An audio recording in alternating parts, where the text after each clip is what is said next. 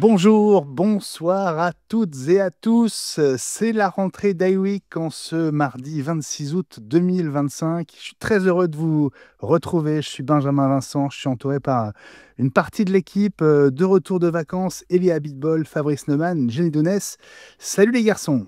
Salut mon capitaine, salut à toutes et tous. Salut son capitaine.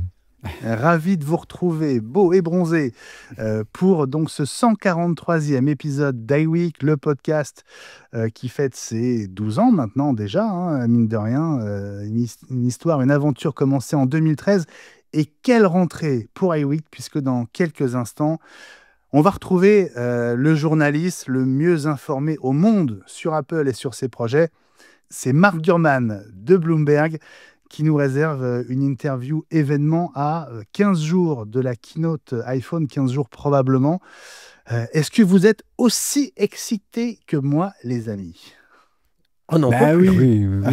On n'en peut plus, on veut tout écouter, rien de on le veut dire. tout savoir. Bon, je vais rappeler que c'est la troisième fois que Mark Gurman nous fait l'amitié de passer une tête dans iWeek. On va pouvoir passer presque 3 quarts d'heure avec lui. Alors, on a travaillé collectivement sur l'interview.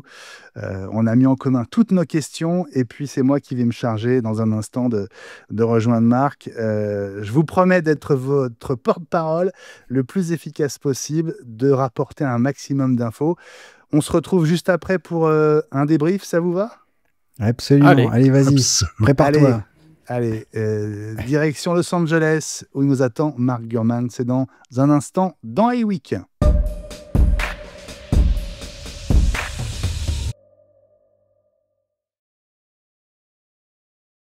Bonjour Mark Gurman. Thanks for having me. Merci de m'accueillir. Comment vas-tu? Ça va très bien. Journaliste phare de Bloomberg, ex-9 to 5 Mac, tu es considéré comme le journaliste le mieux informé au monde sur Apple et ses projets. Bienvenue dans iWeek. Je suis très heureux de te retrouver. C'est ta 3e participation et on va passer presque 3 quarts d'heure ensemble. Likewise, of course. My pleasure. Thanks for having me as always. Alors, merci d'être là, Marc, à un moment aussi crucial à la fois pour toi, en cette fin août 2025, et pour Apple, puisqu'on est à 15 jours probablement de la keynote de rentrée. Alors, est-ce que la date du 9 septembre, pour toi, fait le moindre doute? Je pense que ce sera cette semaine-là, mais ça pourrait être un peu fluide. J'imaginerais que ce sera entre le 8 septembre et le 10 septembre. OK. Mais la sortie même du téléphone devrait avoir lieu la semaine suivante, le 19 septembre. Tout ce que j'entends indique cette date. Et donc, le calendrier habituel, n'est-ce pas? À quelques jours près. OK, d'accord. Donc, généralement, c'est un mardi. Donc, le 9e est le mardi de la semaine, n'est-ce pas? Le 9 correspond au mardi cette semaine, mais parfois ils choisissent le mercredi. Parfois, il y a des événements. L'année dernière, ils avaient choisi le lundi à cause de l'élection présidentielle aux États-Unis. Nous avions des débats ce mardi-là. Ils essayaient donc de s'éloigner du débat. Mais oui, à quelques jours près, dans la 2e semaine de septembre. Alors, dans Power On de ce dimanche, ta newsletter absolument incontournable à laquelle je vous recommande tous très vivement de vous abonner, tu expliques qu'Apple entre dans une période de grand bouleversement pour l'iPhone qui est planifiée sur 3 ans. Qu'est-ce qui t'excite le plus dans cette remise en question, enfin, de l'iPhone tel que on le connaît tous depuis l'iPhone 10? Oui, pour moi personnellement, tout tourne autour du pliable. J'utilise les pliables de Samsung depuis plusieurs années et j'ai passé un temps considérable dessus. Moi, j'ai utilisé le Google Fold, certains des téléphones pliables chinois, et je pense que le format est tellement meilleur que le style barre de chocolat auquel nous nous sommes habitués avec l'iPhone au cours des 15 dernières années environ. Et vous savez, cela a vraiment lancé une révolution, un nouvel ensemble de paradigmes d'interface utilisateur. Je pense vraiment que les pliables sont le prochain truc majeur parce que vous pouvez faire tellement plus sur cet écran de 7 pouces, 8 pouces, tout en le repliant pour plus de portabilité ou de capacité à le mettre dans un sac ou un sac à main ou autre. Donc, je suis définitivement à fond sur les pliables. Je pense que c'est un format exceptionnel. La qualité vidéo, la productivité supplémentaire, la véritable capacité de faire du clavier et des emails. Je pense que cela va être tellement plus efficace avec cet écran plus grand, surtout dans un univers où vous allez probablement décharger certaines choses vers des appareils d'IA, que ce soit des AirPods avec des caméras, que ce soit des lunettes de réalité augmentée ou des lunettes d'IA ou d'autres formats.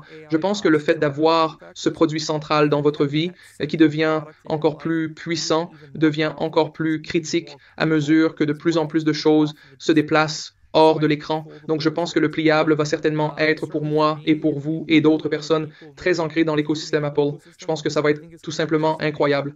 Alors, on va reparler du calendrier, mais déjà, cette génération chez Samsung, les débuts avaient été vraiment difficiles, mais la technologie maintenant est à maturité. À quoi est-ce que cet iPhone pliant va ressembler selon toi? Et est-ce qu'on ne risque pas d'être seulement face à l'équivalent en iPhone de ce que Samsung propose déjà depuis plusieurs années? Est-ce que le timing est certain, à savoir une annonce dans un an? Je pense certainement que nous allons obtenir essentiellement l'équivalent Apple de ce que Samsung fait déjà. Je pense que la 7e génération Samsung qu'ils viennent de lancer, ça il y a quelques semaines, c'est là qu'Apple se dirige en termes de format et d'épaisseur et de design, c'est certain. Il aura également une excellente charnière. Je pense que la charnière d'Apple sera un peu plus durable. Je pense que la durabilité globale du téléphone a atteint un bon niveau avec Samsung en termes de résistance à la poussière, en termes de résistance à l'eau, ce qui est évidemment plus délicat sur un pliable. Donc je pense que nous allons obtenir cela d'Apple aussi. Le pli va être considérablement réduit sur les versions d'Apple. Mais je m'attends également à ce que la version de Samsung, l'année prochaine, ait également un pli assez réduit. Donc vous allez voir beaucoup de parité entre les unités d'Apple et de Samsung. Mais bien sûr, il y a une grande différence, du moins aux États-Unis et dans de nombreuses parties de l'Europe, y compris la France, entre la marque Apple et la marque Samsung. Je pense que la commercialisation d'Apple est bien meilleure que celle de Samsung. Je pense qu'il y a beaucoup de gens qui veulent ce format pliable. Ils l'ont vu sur Samsung, ils l'ont vu sur Google et ils l'aiment vraiment. Mais ils veulent juste cela avec iMessage et FaceTime, les services Apple et iOS. Et cela va être la réponse à cela. Donc ce téléphone pliable d'Apple ne va pas dépasser la concurrence en fait. D'une certaine manière, il va être inférieur à la concurrence à cause de sa technologie de modem.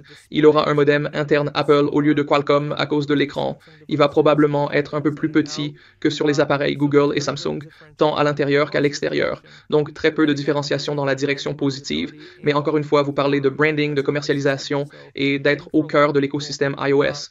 Et donc je pense que pour beaucoup de gens, ils ne se soucient pas nécessairement des spécifications. Ils veulent juste que ce soit iOS. Et au fil du temps, Apple y parviendra en termes de taille d'écran et d'autres formats également. J'imagine qu'éventuellement, ils vont avoir 2 tailles de pliables différentes, n'est-ce pas?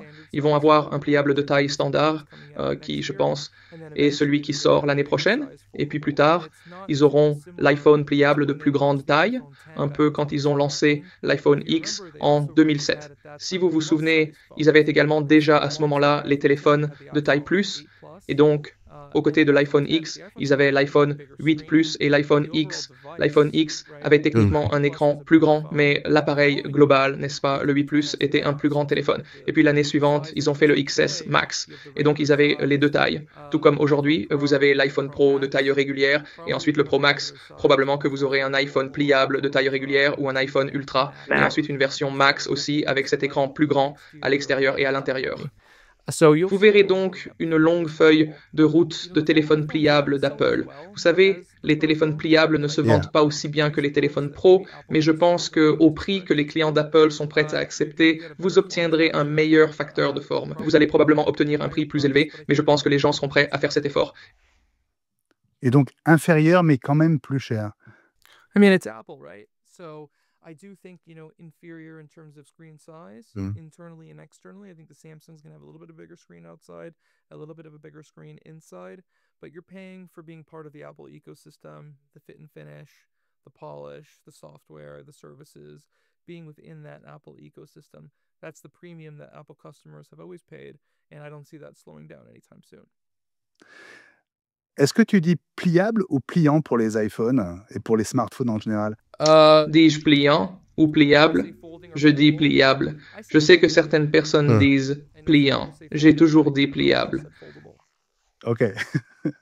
Ok. On va revenir à la prochaine keynote et aux prochains iPhones, dont le premier iPhone Air.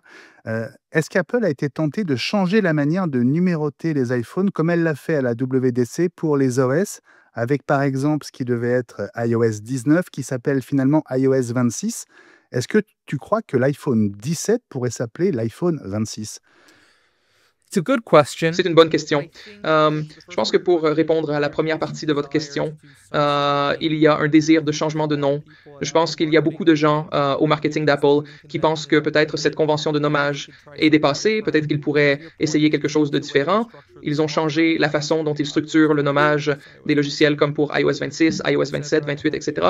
et l'ont unifié à travers les systèmes d'exploitation. Puis quand ils ont lancé le dernier iPad, ils ont également changé un peu la convention de nommage là-bas. Donc ils ont le nom du produit comme iPad Pro, puis ils ont le nom de la puce, entre parenthèses. Donc c'est l'iPad Pro M4, il y aura l'iPad Pro M5, etc. Et je pense qu'ils font quelque chose de similaire avec le Mac aussi. Mais à cause de la façon dont les téléphones sont vendus dans les magasins de téléphonie, parce qu'ils sortent de nouveaux modèles sur une base annuelle, parce que les renouvellements de téléphones ne sont pas nécessairement liés à la puce, il se trouve juste avoir de nouvelles puces dans le cadre du renouvellement continu. Tandis que sur le Mac et l'iPad, c'est essentiellement juste parfois un renouvellement de puces. Je ne les vois pas, du moins pour l'instant, s'éloigner de cette convention de nommage, n'est-ce pas? Je pense que la convention de nommage 17, 18 est là pour rester au moins pour les 2 prochaines années. C'est juste la façon dont ces téléphones sont vendus, la façon dont les opérations sont gérées. Il est trop difficile pour quelque chose en telle production de masse de s'éloigner du système de nommage actuel. Vous avez les fabricants de coques, les fabricants d'accessoires. Cela va juste être difficile. Il y a donc beaucoup plus de considérations qui entrent en jeu avec un téléphone qu'avec un iPad, un Mac ou les systèmes d'exploitation logicielle. Mais je pense que vous avez raison, il y aura un changement de nom éventuellement. La grande question, est-ce qu'ils abandonneront les numéros? Est-ce qu'ils le changeront pour l'année? L'autre question est-ce qu'ils changent le numéro comme l'a fait Samsung? Je devinerais, c'est juste une supposition, qu'ils vont probablement sauter l'iPhone 19. Et après les 18 et l'Ultra l'année prochaine, ils passeront juste à l'iPhone 20 pour marquer le 20e anniversaire en 2027, un peu comme ils ont sauté le 9 en 2017 et sont passés directement à l'iPhone X en 2017. Ce serait ma supposition, mais peut-être qu'ils trouveront quelque chose de mieux. Ouais, très intéressant. L'iPhone 16 Plus va donc céder la place à l'iPhone 17R. Alors, on se souvient de l'échec relatif des iPhone mini. Maintenant, c'est l'iPhone Plus qui disparaît. Quelle est la leçon à en tirer selon toi? Et est-ce que la réponse d'Apple avec l'iPhone 17R sera enfin couronnée de succès, à ton avis? Ouais, je pense que la leçon ici est qu'Apple, pour une raison quelconque, est désespéré d'avoir, à votre point, un 4e iPhone avec une variation différente. Et clairement, il y a une place pour le modèle de base. Clairement, il y a une place pour un modèle encore plus basique avec la ligne E, n'est-ce pas? Clairement, il y a une place pour 2 modèles Pro de tailles différentes. Clairement, il y a une place pour, vous savez, un téléphone pliable, mais Apple semble croire qu'il y a une place pour une autre variation de téléphone. Et jusqu'à présent, nous n'avons pas vu cela se vendre très bien. L'iPhone mini n'a pas été un succès commercial. L'iPhone Plus, ces générations de téléphones plus ces dernières années, n'ont pas été un succès commercial. Donc, ils ont essayé plus petit, ils ont essayé plus grand. Maintenant, ils essaient plus fin, n'est-ce pas? Je pense que cela va être fortement commercialisé. Ça va être plutôt cool. Certaines personnes vont aimer. Mais pour l'instant, j'ai l'impression qu'il y a trop d'inconvénients.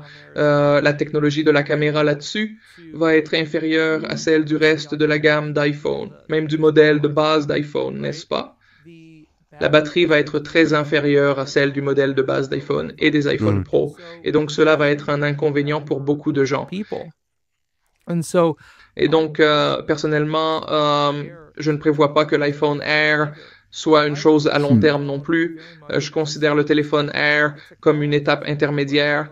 Les technologies qu'il contient vont permettre des iPhone Pro plus fins à l'avenir, ainsi qu'un iPhone pliable. L'iPhone pliable sera comme 2 iPhone 17R côte à côte, donc un peu plus fin, peut-être 1 ou 2 mm en moins. Je pense qu'il y aura des cas d'utilisation intéressants, mais je ne le vois pas comme un succès retentissant, surtout pour le prix, probablement entre 900 et 1000 $. Ce ne sera pas aussi pratique que d'économiser quelques centaines de dollars et d'opter pour une marque un peu moins haut de gamme, pas en termes de performance, mais en dépensant quelques centaines de dollars de plus pour quelque chose de bien meilleur. La question est, les gens sont-ils prêts à payer pour un téléphone moins bon, payer plus pour un téléphone moins bon juste parce qu'il est super élégant et fin? Et je pense que certaines personnes, oui. Je pense qu'il se vendra bien dans certaines parties du monde, notamment en Chine, mais en même temps, je pense que ce ne sera pas un grand succès pour Apple et je ne pense pas qu'ils aient l'impression que ce sera le cas non plus. Je te sens pas très enthousiaste. Hein. J'ai hâte de l'essayer. J'ai hâte de le tenir dans ma main, mais j'ai hâte de ne pas l'acheter. Donc ça va être cool, mais je ne pense pas que ce sera un grand succès commercial. Tu sais, Samsung a lancé leur S25 Edge il y a quelques mois et ça n'a pas très bien marché non plus. La plupart des consommateurs se dirigent vers la série principale 25 parce que le 25 Edge est cool et tout. Il est très fin, mais la durée de vie de la batterie et les spécifications sont assez médiocres par rapport à ce que tu obtiens pour un téléphone qui est même moins cher. Alors, question de Fabrice Neumann, hein, qui a relevé qu'Apple a déposé un brevet pour un appareil électronique avec 6 faces en verre, un iPhone tout en verre. Est-ce que ça pourrait coïncider avec l'iPhone du 20e anniversaire? L'iPhone du 20e anniversaire est appelé le Glasswing en interne. Il utilise beaucoup de verres courbés. Je ne sais pas si ce brevet est équivalent à ce qu'Apple va lancer dans 2 ans, mais ça va être un facteur de forme redessiné. Je suppose que la grande question est... Si tu achètes le téléphone pliable l'année prochaine, quel téléphone vas-tu prendre l'année suivante? Vas-tu rester avec les pliables ou vas-tu opter pour ce téléphone du 20e anniversaire? Ce sera donc un dilemme amusant pour les plus fidèles des fidèles d'Apple. Pour ma part, je vais probablement rester avec le pliable. J'aime vraiment le facteur de forme. OK. Alors, on savait qu'il y avait déjà de très gros écarts de prix d'un produit à l'autre pour les produits Apple à cause des droits de douane. C'est aux US qu'ils étaient souvent les moins chers. Est-ce que tu crois que cette période est terminée? Est-ce que les Américains ne vont pas finir par venir acheter leurs iPhones en Europe, et notamment en France, avec les nouveaux droits de douane de l'administration Trump? Tu sais que je pense qu'à un degré assez significatif, les préoccupations concernant l'augmentation des prix de l'iPhone ont été exagérées. Je pense que beaucoup de ces préoccupations proviennent de personnes qui mentent au marché sur la façon dont Apple va devoir déplacer la production d'iPhone ou l'assemblage final aux États-Unis, n'est-ce pas? Ce qui, évidemment, entraînerait des coûts supplémentaires, car il est beaucoup plus cher de produire des articles aux États-Unis que de le faire en Asie, à l'étranger, et de les expédier. Donc je pense que les augmentations de prix seront, selon la personne, assez négligeables. Si tu achètes les téléphones avec des plans de paiement, cela sera essentiellement absorbé par le coût du paiement mensuel. J'imagine que les augmentations de prix vont se situer entre $50 et $200 au maximum. Je pense que cette idée que les iPhones vont commencer à coûter $500 de plus, $1000 de plus, $300 de plus, je ne pense pas que ce soit le cas et je ne m'attendrai pas à un afflux de personnes voyageant à l'international pour essayer d'économiser de l'argent parce que je pense que si Apple augmente les prix aux États-Unis, tu pourrais voir quelques changements marginaux à l'international également. Mais je ne dirais pas que les augmentations de prix à un degré gigantesque, comme je l'ai dit il y a une minute, sont une certitude. Je pense qu'elles vont être du côté le plus mince. Et si tu prends en compte ce que cela signifie pour les plans de paiement, je me risquerais à dire que les changements de paiement mensuels seront entre 3 et 12 par mois, selon l'appareil, selon la capacité de stockage, selon la configuration, la taille de l'écran, etc. Donc, tu sais, pour beaucoup de gens, ce sera un paiement plus important. Mais je pense que la plupart des gens qui sont déjà prêts à dépenser $1000, $1200, $1300, $100 américains de plus pour un téléphone, je pense que cela va être assez marginal et peut-être même négligeable.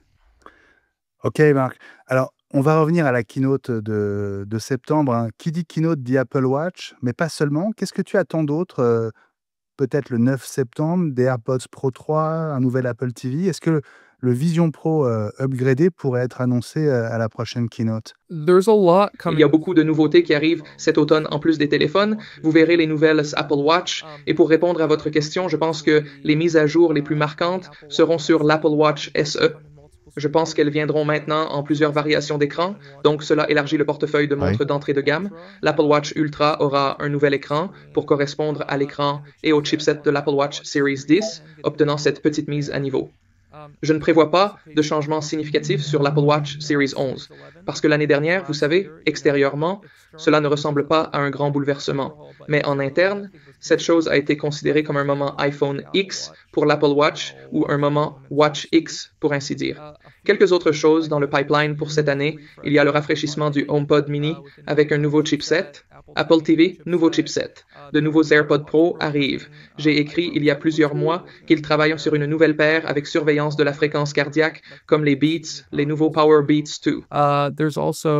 Il y a aussi, pas cette année, dans plusieurs mois, les AirPods Pro avec caméra, dans une ou deux générations ou deux, au profit de l'IA. Ensuite, le rafraîchissement du Vision Pro avec le nouveau processeur et la nouvelle sangle, ainsi qu'un moteur neuronal amélioré pour plus de tâches d'IA et d'intelligence artificielle en temps réel. Donc, il y a beaucoup de choses à venir. Et ensuite, vous entrez dans l'année prochaine.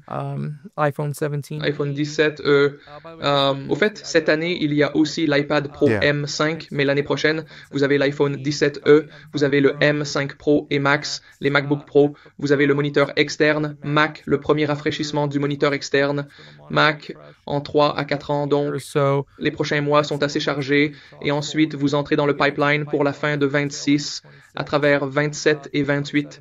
Il y a beaucoup de choses. La seule chose dont nous n'avons pas parlé est le HomePod avec un écran qui arrive dans la première moitié de l'année prochaine. Ce n'est pas très grand, vous savez, c'est comme un écran carré de 6 à 7 pouces, mais c'est une interface très cool. Vous vous approchez, cela change en fonction de la personne qui s'en approche, contrôle des choses comme votre thermostat, votre maison intelligente, la vidéoconférence et ce genre de choses. Je pense que ce sera un joli petit gadget qui prépare le terrain pour plus à l'avenir. Ce HomePod avec un écran, est-ce que c'est ce qu'on appelle aussi le Apple Hub? Oui, c'est le même produit. Yeah. Oui, HomePod avec un écran, HomePad, affichage intelligent, peu importe comment vous voulez l'appeler. Cela prépare le terrain pour une gamme de nouveaux appareils Apple Home. Il y aura des caméras de sécurité Apple Home qui rivaliseront avec Amazon Ring et Google Nest, Roku et Blink, et vous nommez-le. Il y aura un nouvel écosystème de sécurité domestique, logiciel matériel. Ils travaillent à améliorer les sonnettes HomeKit. Il y a le système de vidéoconférence qui sera dans les affichages intelligents. Vous pourrez les mettre sur votre mur où il y aura un support de bureau. Et puis l'autre chose est le dispositif de robotique de table, qui est un affichage similaire à celui du HomePod avec un écran, mais cela sera sur un bras robotisé, donc il pourrait se déplacer dans l'espace. Et je pense que ce sera un produit assez cool, mais cela va prendre au moins, je dirais, 1 an et demi à 2 ans. Mais c'est quoi l'avantage, l'intérêt d'avoir en gros, un écran d'iPad au bout d'un bras robotisé? Le cas d'utilisation est ce qu'il peut vous suivre dans une pièce. Comme si vous faisiez quelque chose et que vous vouliez son attention, il peut se rapprocher de vous. C'est juste un mouvement d'IA cool dans l'espace, si vous voulez suivre autour de la pièce ou si vous êtes en appel FaceTime. Mais oui, pour vous dire la vérité, c'est juste comme, vous savez, Amazon a essayé cela il y a des années. Ils avaient un écho sur un actionneur robotique, mais il se déplaçait de gauche à droite. Le modèle d'Apple aura un mouvement à plein degré, donc il pourra aller haut, bas, de côté, tourner, pivoter, etc. Est-ce que c'est une innovation? Bien sûr. Est-ce que c'est un changement de jeu? Peut-être, mais est-ce que c'est quelque chose dont j'ai vraiment besoin? Peut-être pas, vous savez. Je ne pense pas qu'il y aura jamais un remplacement du moteur de vente pour Apple pour l'iPhone. L'iPhone restera toujours au centre. Il s'agit juste d'accumuler autant de petits paris autour de l'iPhone que possible. Vous savez, d'un point de vue commercial, le Vision Pro a été un échec. Donc, il s'agit de trouver certaines choses qui ne sont pas des échecs pour construire autour de la digue que représente le téléphone. Ok, donc je comprends que le Vision Pro, tu le vois comme un échec commercial relatif jusqu'à maintenant. C'est quoi l'avenir pour toi? Qu'est-ce qu'on peut attendre d'un vrai nouveau Vision Pro 2 ou d'un modèle qui serait vraiment moins cher face à l'offensive de Meta avec ses lunettes, face à Google et Samsung qui arrivent avec leur casque, le projet Muhan sous Android XR. Comment est-ce que tu vois la suite pour l'aventure Vision chez Apple?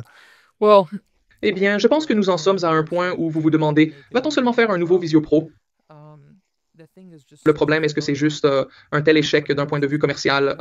Il y a quelques cas d'utilisation intéressants pour les entreprises. Je parlais à quelqu'un plus tôt aujourd'hui à propos des cas d'utilisation médicale, mais d'un point de vue consommateur, il n'y a tout simplement pas grand-chose à faire avec, aussi cool que cet appareil soit.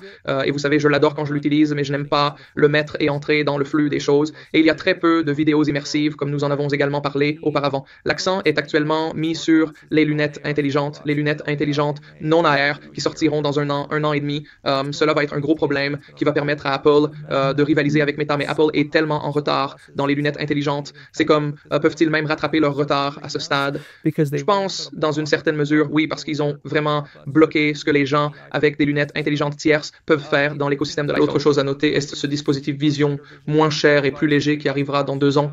Voyons ce qui se passe avec ça, à quel point il sera plus capable et à quel point il sera plus léger. Et puis, je pense qu'ils partent de là. Donc, il s'agit de mettre ces lunettes sur le marché. Il s'agit de mettre ce Vision Pro Refresh sur le marché dans quelques semaines maintenant. Et ensuite, moi, il s'agit de voir ce dispositif Vision moins cher et plus léger dans 2 ans et de partir de là. Mais je pense que l'avenir d'un casque Vision Pro très haut de gamme, je pense que c'est très incertain. Et donc, la priorité chez Apple en ce moment, ce sont les lunettes plus qu'un Vision Pro 2? Je pense aux lunettes et au Vision, le casque Vision plus léger, ce sont les priorités en ce moment, et les AirPods avec des caméras. Alors, on va quand même dire un mot d'Apple Intelligence, Marc. Tout le monde dit qu'Apple est en retard. Est-ce que c'est ton sentiment aussi à propos d'Apple Intelligence? Oui, bien sûr, ils étaient en retard. Ils avaient 2 ans de retard par rapport à tout le monde. Et Apple Intelligence, au moins ici aux États-Unis, ne fonctionne pas très bien. Les gens ne l'utilisent pas vraiment, c'est un gaspillage. Vous savez, ce que les gens veulent d'un assistant IA, c'est comme un Siri sur stéroïdes, et nous attendons certainement cela. Et vous savez que Siri va s'améliorer avec cette nouvelle version qui sortira en avril-mai de l'année prochaine, mais il va falloir un certain temps avant d'avoir ce genre d'assistant toujours actif comme copilote. Je pense que cela prendra au moins une autre année, 2 ans. Donc, ils ont encore pas mal de travail à faire ici. Est-ce qu'Apple, à ton avis, peut prendre ou reprendre l'avantage dans le domaine de l'IA sans un partenaire pour lui faire gagner plusieurs années d'un coup? Il y a OpenAI, le partenariat qu'on connaît autour de ChatGPT, mais on a parlé de Perplexity, de Mistral AI, et puis plus récemment d'un rapprochement entre Apple et Google autour de Gemini. Est-ce que tu y vois clair sur ce qui est en train de se jouer en ce moment? Toute l'entreprise est en jeu, si vous me demandez. Je veux dire, l'IA est l'avenir. Elle est là maintenant et Apple doit s'y engager pleinement. Ils ont besoin d'un partenariat majeur ou de partenariat ou d'une acquisition majeure pour remettre les choses sur les rails. Je crois qu'ils établiront des partenariats majeurs et qu'ils réaliseront des acquisitions majeures et cela les aidera à remettre les choses sur le bon chemin. Le problème, c'est que l'IA évolue à la vitesse de la lumière, donc ils doivent agir rapidement, sinon ils seront dépassés encore et encore comme une voiture de course. Ils sont dans une très mauvaise position en ce moment, mais leur écosystème est si fort que s'ils parviennent à faire fonctionner les choses, je pense qu'ils pourront rattraper leur retard dans quelques années assez rapidement. Je crois qu'ils vont s'associer avec Anthropic pour certaines parties du nouveau Siri et je pense qu'il y a une chance qu'ils s'associent avec Gemini pour certaines parties du nouveau Siri également. Ils ont examiné de très près Perplexity parce que j'ai écrit il y a quelques semaines qu'ils construisent un nouveau produit de recherche similaire à ChatGPT et je pense que posséder Perplexity, ils n'ont pas de modèle mais certaines de leurs technologies algorithmiques et une partie de leur personnel d'ingénierie pourraient constituer le noyau de la construction d'un moteur de recherche Apple pour soit concurrencer, soit remplacer Google.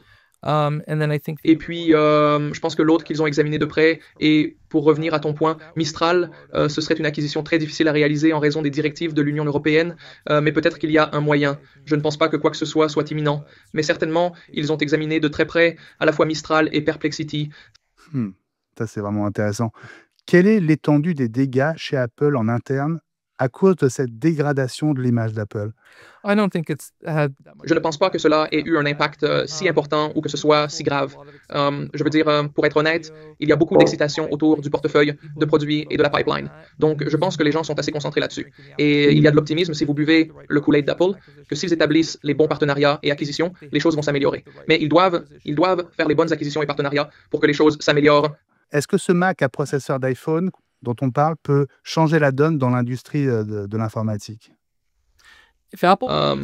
Si Apple sort un ordinateur portable à $600, je pense que cela changerait la donne, mais je ne pense pas qu'ils vont sortir un ordinateur portable à $600. Peut-être que ce sera $800, peut-être que ce sera $700, mais vous savez, $500 à $600, je pense que c'est, je veux dire, si vous pensez au prix d'un iPad plus un clavier, je pense que c'est juste ultra agressif. Peut-être qu'ils le feront. Peut-être qu'ils le feront. Ce serait un énorme succès. Cela bouleverserait l'industrie des ordinateurs portables. Les écoles les achèteraient en gros. Ce serait un changement de donne, je pense, pour les entreprises aussi, dans une certaine mesure.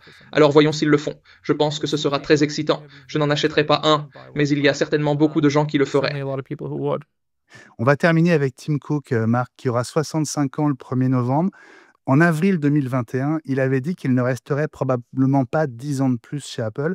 Si tu devais parier $10 sur une date, laquelle choisirais-tu?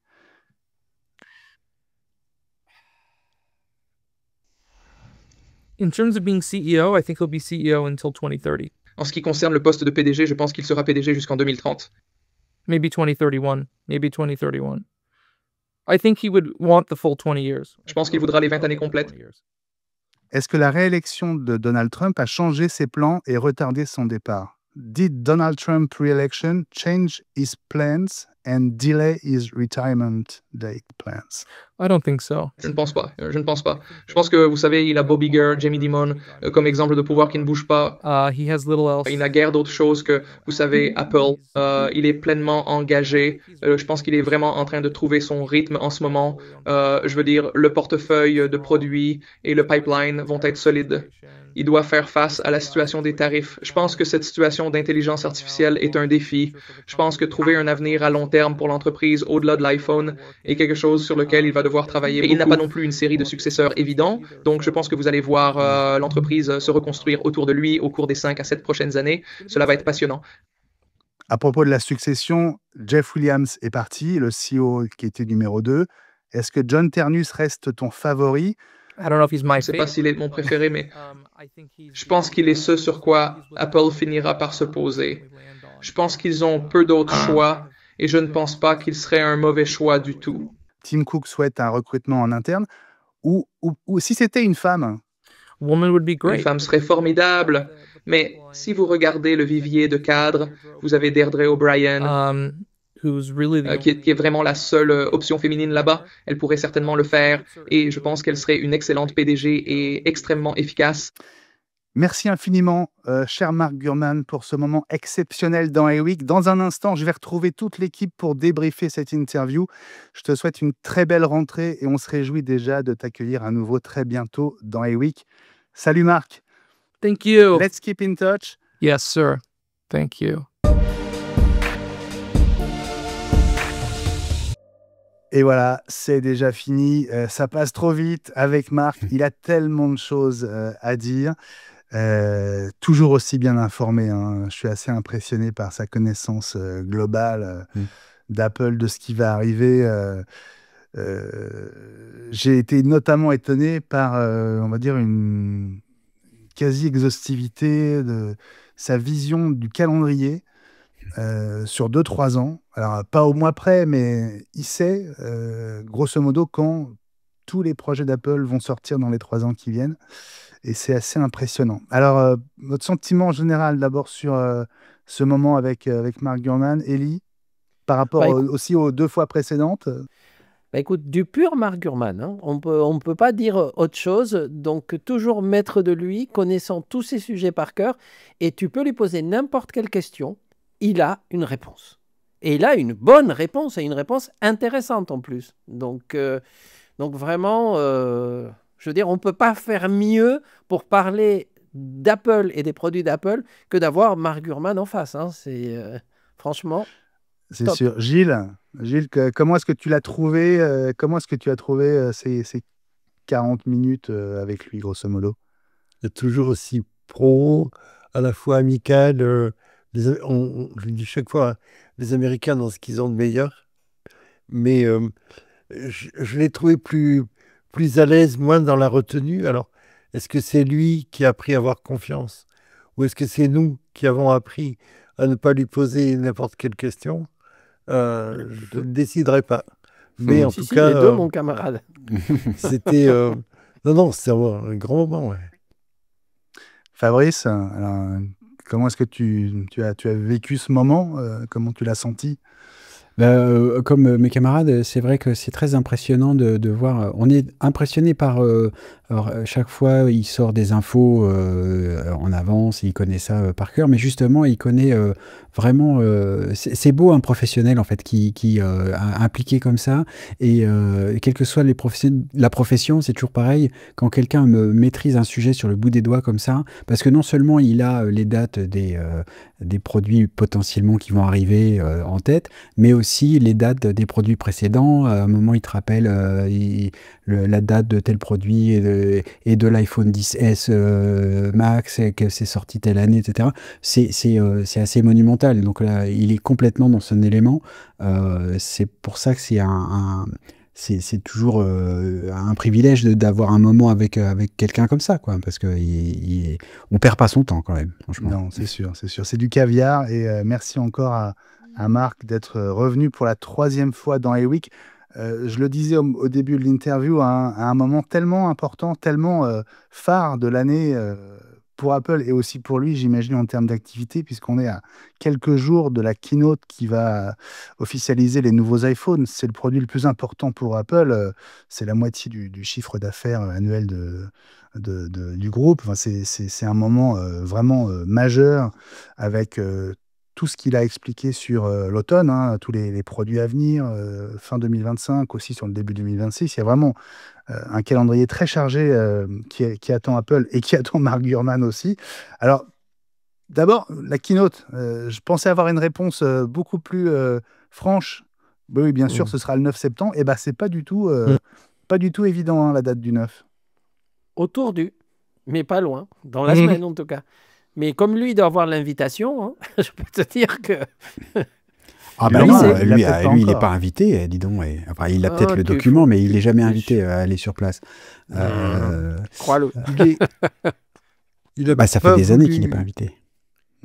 À mon avis, comme d'habitude, il n'a pas voulu répandre les haricots, comment dire en anglais, mais il sait toujours qu'on est, c'est-à-dire pas voulu dévoiler la date, s'il la connaît, mais à mon avis, il y a aussi le fait qu'il sait qu'ils sont toujours à la merci d'un retard de dernière minute, et que donc, ça décalerait d'autant la date de la keynote, et du coup, le lancement créerait des frustrations, des glapissements de dépit, j'en passe, des meilleurs. Non, mais en tout cas, ce qu'il a dit, c'est que la date de livraison des produits, elle était sûre. Hein, donc... 19 septembre. Oui, absolument. Donc la keynote, ça se joue entre le 8 et le 10, hein, c'est ce qu'il a dit. Oui. Il y a toujours ces 3 jours pour pouvoir commander. En tout cas, les produits seront commandables le vendredi d'avant et livrés le vendredi 19. C'est sûr. Alors, sûr et certain. Il rappelle que l'année dernière, ça avait lieu un lundi, mais c'était une année très particulière parce que c'était une année électorale. Il y avait un débat le mardi, un débat présidentiel, et donc Apple ne voulait pas être en compétition avec le débat, donc ils ont choisi d'avancer de 24 heures la keynote, qui avait donc eu lieu le lundi, mais c'était exceptionnel, on va dire une année normale, et c'est une année classique. Tout porte à croire que la keynote aura lieu le mardi. Et j'étais un peu étonné qu'ils ne le disent pas plus clairement. Ouais. Il ne peut pas l'annoncer avant Apple. Ça serait là. Non, mais sans l'annoncer, il pourrait avoir un sentiment en disant oui, je pense que ce sera le 9 parce que la logique veut que. Direct, ça m'a étonné. Tu vois, je me suis dit, ça commence bien, ça y est. Bon. J'espérais au moins avoir la confirmation officieuse de la date du 9. La phrase faisait rire aussi en même temps parce que tu disais, bon, est-ce que ce sera le 9 ? Il dit, non, ce sera entre le 8 et le 10. Alors... oui. C'est vrai. C'est vrai. Bon, alors, on a démarré par l'évocation de cette période de 3 ans dans laquelle Apple va entrer avec cette keynote, période de 3 ans pour l'iPhone, avec chaque année, en fait, un vrai nouveau modèle de rupture par rapport à ce qu'on connaît depuis l'iPhone 10. Donc, dans quelques jours, on va avoir la confirmation de l'iPhone Air.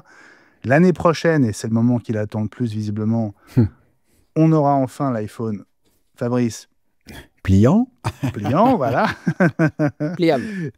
Et dans 2 ans, autrement dit, en 2027, on sera donc 20 ans après 2007, ce sera l'iPhone du 20e anniversaire qui pourrait être un modèle un peu fou, peut-être tout en vert. C'est une des questions qu'on a abordées avec Marc ensuite. Alors, on va prendre les sujets dans l'ordre. D'abord, l'iPhone 17R. Comment est-ce que vous l'avez senti sur ce nouvel iPhone ? Il a dit une phrase formidable. Il a dit j'ai hâte de le toucher, de le prendre en main et de ne pas l'acheter. Oui, c'est exactement ça. Ça fait mal, hein ? Alors ouais, mais parce que... Mais lui, il n'a que des produits pro. Non, mais c'est-à-dire il sous-entend, enfin, il l'a même expliqué que c'est pas un produit pour lui, comme tu dis, Elie, c'est-à-dire que, mais que il y a des gens qui seront prêts à payer plus cher, ou en tout cas le prix fort, pour avoir quelque chose de plus fin et de plus petit. Moi, je me mettrais dans cette catégorie-là, hein, pour ma petite vie personnelle. Ça fait longtemps que je dis que l'iPhone, c'est trop grand pour moi. J'ai repris en main, j'ai changé la batterie. Je cherche, pendant que je vous parle, je ne sais plus où il est, un iPhone 12 mini. C'est un bonheur. C'est un bonheur.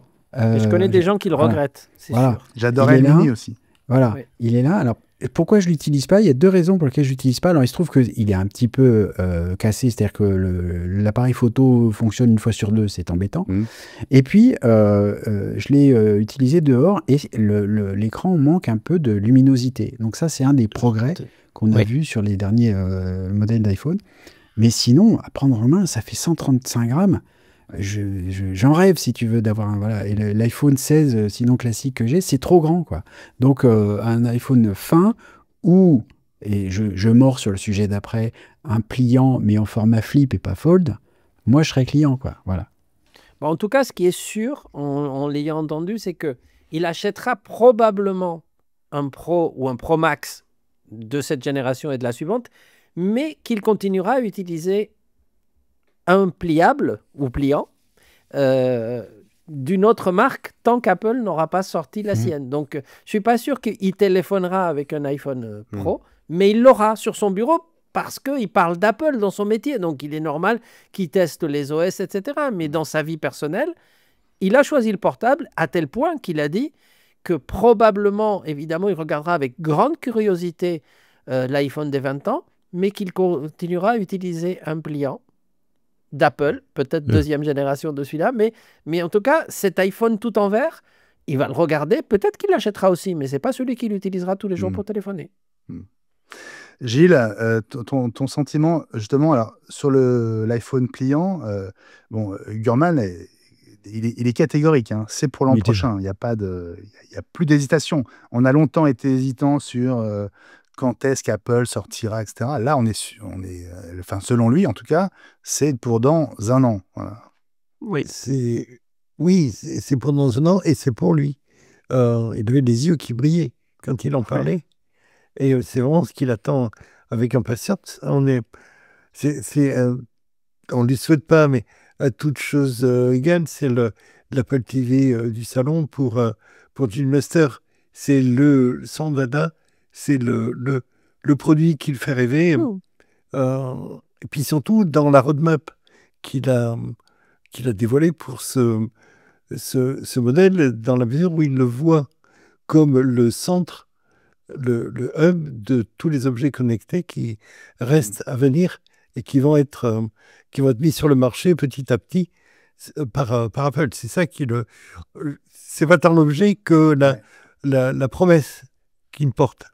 Ouais, il a d'ailleurs cité pour la première fois les fameux AirPods avec des caméras. Mais il en a parlé à plusieurs reprises. Hein. Ouais, hein.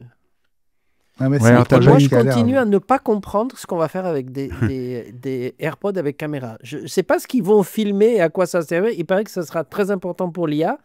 Mais je me pose la question depuis que la rumeur existe. D'abord, est-ce que j'achèterais ça? Et deuxièmement, pourquoi faire? Avoir des caméras dans des AirPods? Je ne sais pas. Les nouveaux AirPods, oui, mais avec caméra, je ne sais pas. Tu as Map dans tes oreilles. Premier usage. Tourner à droite, tourner à gauche, et tu n'as pas besoin Non, mais ça, je l'ai, mais tu n'as pas besoin de baisser les yeux sur ton écran, et tu as les deux... Tu gagnes les 2 ou 3 secondes d'inattention qui font qu'il y a un accident ou pas. Mais ça, je fais ça avec mes lunettes Ray-Ban Meta aujourd'hui, que j'aimerais bien faire avec des lunettes Apple, mais qui ne seront pas IA. Donc, on va revenir aux lunettes. Parce que tu n'as pas eu le temps de lui demander, Benjamin, pour les caméras, mais on peut aussi imaginer un truc sur dans Apple Intelligence, il y a... comment ça s'appelle, la vision, enfin on peut demander à l'iPhone justement qu'est-ce que tu vois, qu'est-ce que c'est, et donc si tu as des caméras là, tu montres, ça peut regarder tes mains, et donc ça peut avoir tu dis qu'est-ce que c'est ça. Mais on est bien d'accord là-dessus, hein, et je comprends ça. Mais moi, ce que je veux, c'est faire ça, mais avec des lunettes, pas avec des AirPods. Mais bon, parce que des lunettes, je les aurai sur les yeux, surtout en plus si c'est des lunettes de vue. Alors que des AirPods, je ne les ai pas toute la journée. C'est uniquement si j'écoute de la musique ou si on fait un podcast entre nous. Mais je veux dire, 24h/24, je n'aurai pas des AirPods dans les oreilles. Les jeunes n'ont pas besoin de lunettes, donc c'est peut-être pour les jeunes qui n'ont pas de lunettes, tu vois, typiquement les AirPods avec caméra. Oui. Non, oui, peut-être. La prévalence de la myopie ou des maladies, des défauts de vision hein, est terrible. La moitié de la population d'ici quelques années sera myope. Il y a un marché terrible. Sujet suivant que j'ai donc abordé avec Mark Gurman, c'était une question un peu anecdotique, mais pas tant que ça finalement. La question du nommage des iPhones, parce qu'il a quand même, dit qu'Apple avait envie de sortir du système de nommage actuel pour appeler les iPhones autrement, et que ça pourrait intervenir. Alors pas pour le 20e anniversaire. Pour l'iPhone 17, pas pour l'iPhone 18. Il nous a dit qu'il n'y aurait sans doute pas d'iPhone 19. Oui. C'est ça. Que ce serait directement l'iPhone du 20e anniversaire. Logique. Et donc, l'année d'après, mystère, j'imagine que le changement aurait lieu à ce moment-là. S'il y a changement. Mais donc, le fait de sauter une génération 20, nous amène à l'iPhone des 20 ans. On ne sera pas à l'iPhone 26 ou 28 d'ici là. Mais bon, enfin, en disant aussi que... et c'est encore une démonstration, si besoin était, que tout tourne autour de l'iPhone chez Apple. Hein. C'est-à-dire qu'on peut, entre guillemets, jouer avec n'importe quoi, sauf avec l'iPhone. Et Elie, tu nous l'as souvent dit. Et donc, que le changement de nom des iPhones, c'est ce qu'il y a de plus difficile. Et que même s'ils y pensent en interne, il a cité la problématique de la vente des iPhones chez les opérateurs. Il y a encore beaucoup de gens qui achètent chez leurs opérateurs, etc. Et les fabricants d'étuis et autres accessoires, c'est tellement lourd à changer que ils y vont avec lenteur, quoi.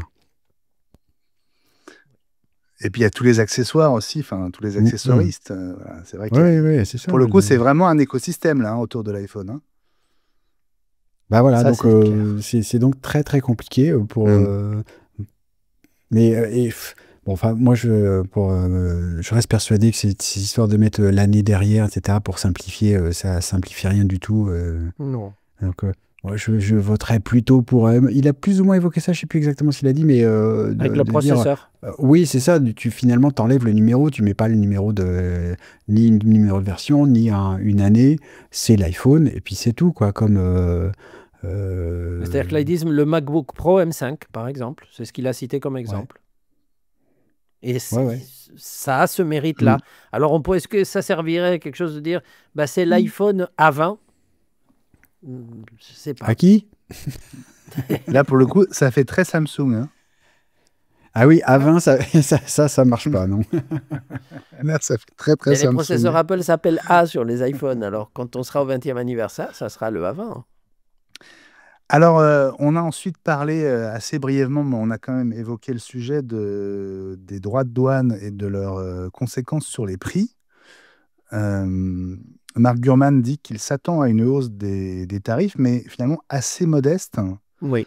En tout cas, bien inférieure à ce que craignent certains. Alors, hausse de prix aux US, mais il n'écarte pas non plus que finalement, il y ait une sorte d'harmonisation des prix dans le monde entier.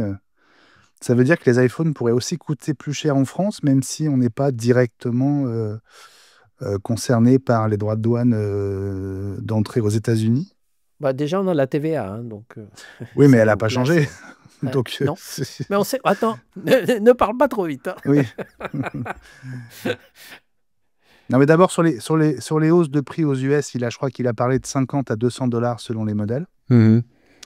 Et puis l'éventualité d'une hausse des prix en France qui serait une sorte de parallélisme avec la hausse aux États-Unis. Fabrice, ça te semble en tout cas, j'ai été assez étonné de son estimation de la hausse des prix qui, pour lui, serait assez contenue, en fait. Comme s'il avait... je mets ça en parallèle avec ce qu'il a dit à la fin, on y reviendra, mais je fais un lien avec ce qu'il a dit sur Tim Cook, et sa capacité à gérer la chose. Et je pense qu'il fait très confiance à Tim Cook et jusqu'à présent, il a raison. Hein, si c'est le cas, en tout cas, on voit Tim Cook à l'œuvre pour gérer l'administration Trump en particulier, mais toutes les administrations générales. C'est-à-dire qu'on sait qu'il est super bon pour faire ça et qu'il semble avoir trouvé il le dit à un moment, hein, pour l'instant, la bonne vitesse pour naviguer dans les méandres et que ça va aller très bien et qu'ici il y a une augmentation des prix, elle sera contenue. Quant à ce qui est des prix pour les autres pays, c'est vrai que ce serait quand même très bizarre d'avoir des prix dans les autres pays qui ne soient pas directement liés au prix américain. Bon, tu lui as posé la question, bon, est-ce que les gens vont venir en France pour acheter voilà, je sais pas s'ils sont vendus en duty free les iPhones, mais enfin pour l'instant l'écart de prix me semble enfin justement l'écart de prix il est c'est pas tant que ça puisqu'il y a la TVA de 20% chez nous. Donc finalement on est sur la même échelle. Et donc il va peut-être y avoir une petite hausse de prix, c'est déjà arrivé et puis ça passera crème comme on dit. Ouais. Ça dépend du... il ne faut pas éviter qu'il y ait un marché gris, mais quand tu arrives et que tu te déclares comme américain, tu demandes un produit détaxé. Ellie, à Nice et à Cannes connaissent ça infiniment mieux que moi. Et donc tu prends le prix, tu achètes le prix hors taxe, à charge pour toi de déclarer ton achat, ton produit à la douane. Et ils vont appliquer et la TVA et les tarifs les taxes douanières entre le pays d'entrée et le pays d'où tu viens. Malheureusement, on en fait beaucoup moins. Hein. Donc, je demande de temps en temps comment ça se passe dans les magasins. On en fait beaucoup moins. Ça a été vraiment énorme pendant des années. Mais le problème, c'est que comme on est fâché avec les Saoudiens, ils ne viennent plus en France. Et comme on est fâché avec les Russes, ils ne viennent plus en France non plus. Donc, alors là, mais c'est on sûr est un peu embêtés. Hein. Oui, une partie des clients qui demandaient la détaxe a disparu, en tout cas en ce moment. Alors, on est revenu ensuite à la keynote du 8 au 10 septembre avec Marc. Et je lui ai demandé ce qui pourrait être annoncé d'autre, à part les iPhones et les Apple Watch. Alors, il a quand même dit un mot des Apple Watch. Oui. Excuse-moi, parce qu'il a ouvert les vannes et du coup, il n'a pas parlé que de la keynote. Il est allé jusqu'en 2026 avec cette question. Ça m'a fait rire, là, parce que là, il était parti. Là. C'était le robinet, là, c'est sûr. Ah oui, ça ne s'arrêtait plus. Oui, parce qu'il a dit, en fait, voilà, l'automne sera chargé, et d'ailleurs en 2026 aussi, et puis voilà, il est parti. Bon, alors déjà, les Apple Watch, bon, on va rien vivre de très spectaculaire, hein, je pense, cette autour année, des non. Apple Watch. Hein. Sauf l'Apple Watch SE, où il prévoit 2 tailles d'écran, ce qui serait donc la première fois. Et quand il a dit ça, j'étais un peu surpris. En fait, j'ai pas vérifié. Mais donc, il a forcément raison, puisqu'il connaît ça par cœur. Oui, il n'y a jamais remarqué de SE en 2 modèles. Non. Eh ben, j'avais jamais remarqué, figure-toi. Donc je le fais en direct, ça c'est du podcast les enfants, j'achète et non c'est pas vrai, c'est ce qui me semblait, il y a bien 2 tailles en Watch SE. Ah, il y a déjà 2 tailles. Bon, ouais, 40 et 44. Bon. Peut-être que qu'il y aurait des parce que les autres, la série 10 c'est 41 et 45. Donc peut-être que la Watch SE rattraperait ça par exemple. Et donc ça existe déjà en 2 modèles. Il me semblait. Donc, Apple Watch, on aura une Apple Watch Ultra 3, hein, si j'ai bien compris. Oui. Avec mais il n'en a pas dit grand-chose parce qu'on ne s'attend pas à grand-chose. Hein. Ouais. Mise à jour processeur essentiellement, et je crois que c'est à peu près tout ce qu'il a cité. Il n'a pas cité juste un truc, parce qu'il y a eu un truc dans l'actu américaine. C'est le procès avec Massimo, donc le détecteur d'oxygène sanguin, qui est à demi réglé. C'est-à-dire que Apple n'a pas payé, mais ils ont trouvé un truc pour que... donc quand on achète aujourd'hui une Apple Watch aux États-Unis, on n'a pas l'oxymétrie. Effectivement, et maintenant, en fait, c'est réactivé, mais pour voir les données, il faut aller sur son iPhone. C'est le contournement trouvé par Apple pour ne pas payer les brevets à cette entreprise qui s'appelle Massimo, M-A-2-S-I-M-O. Et du coup, Massimo attaque en justice les douanes américaines pour avoir donné le droit à Apple de faire ça. Donc voilà, là on est en plein dans le jeu de justice américaine et Apple qui a donc tout l'argent du monde pour attendre. Voilà, bon, ils veulent rien lâcher sur le sujet. Ils lâchent rien. Et les brevets de Massimo tombent en 2027 ou 2028, donc ils vont attendre jusque-là. Et donc je pense qu'on peut déjà prévoir la mort de l'entreprise Massimo en 2028. Mais Massimo, c'est une entreprise italienne, c'est ça? Je me souviens pas. Je suis pas sûr. Je me souviens. Ouais, je suis pas sûr. Je crois que c'est avec un nom comme ça. Je crois que c'est une boîte américaine, mais qui s'appelle Massimo, il me semble. Est-ce que vous l'avez entendu parler des AirPods Pro 3?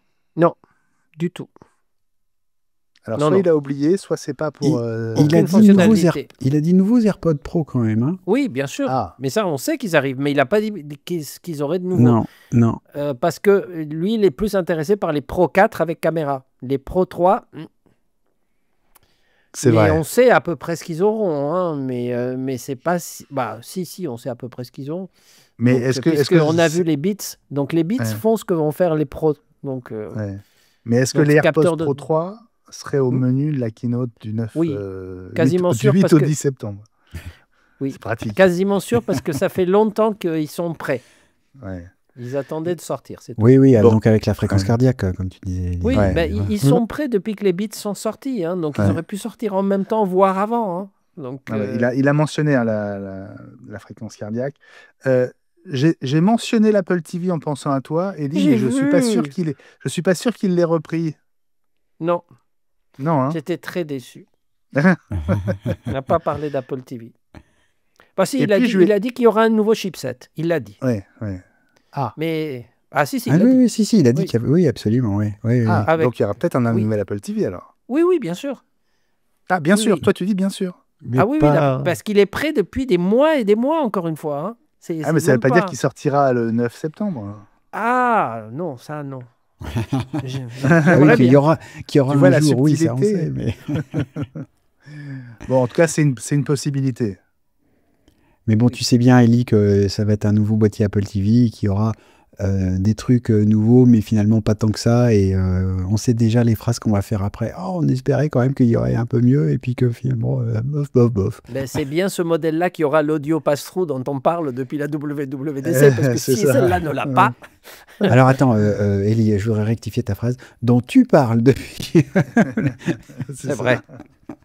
Je parle au nom de tous, donc... Ça intéresse peut-être un de nos auditeurs, Rodolphe, parce que à part ça... Salut Rodolphe. On fait une bise à Rodolphe. C'est le moment où j'ai glissé l'idée éventuelle de l'annonce d'un Vision Pro upgradé, simplement upgradé, peut-être lors de cette keynote. Il a commencé à parler du Vision Pro. Alors, je ne l'ai pas trouvé enthousiaste du tout sur le Vision Pro. Pas en termes de marché. Pas en termes de marché. Ouais. Est-ce qu'il vous a semblé... En tout cas, il n'y aura pas un haut de gamme. C'est ça qu'il veut dire. Il n'y aura pas un Vision Pro 2.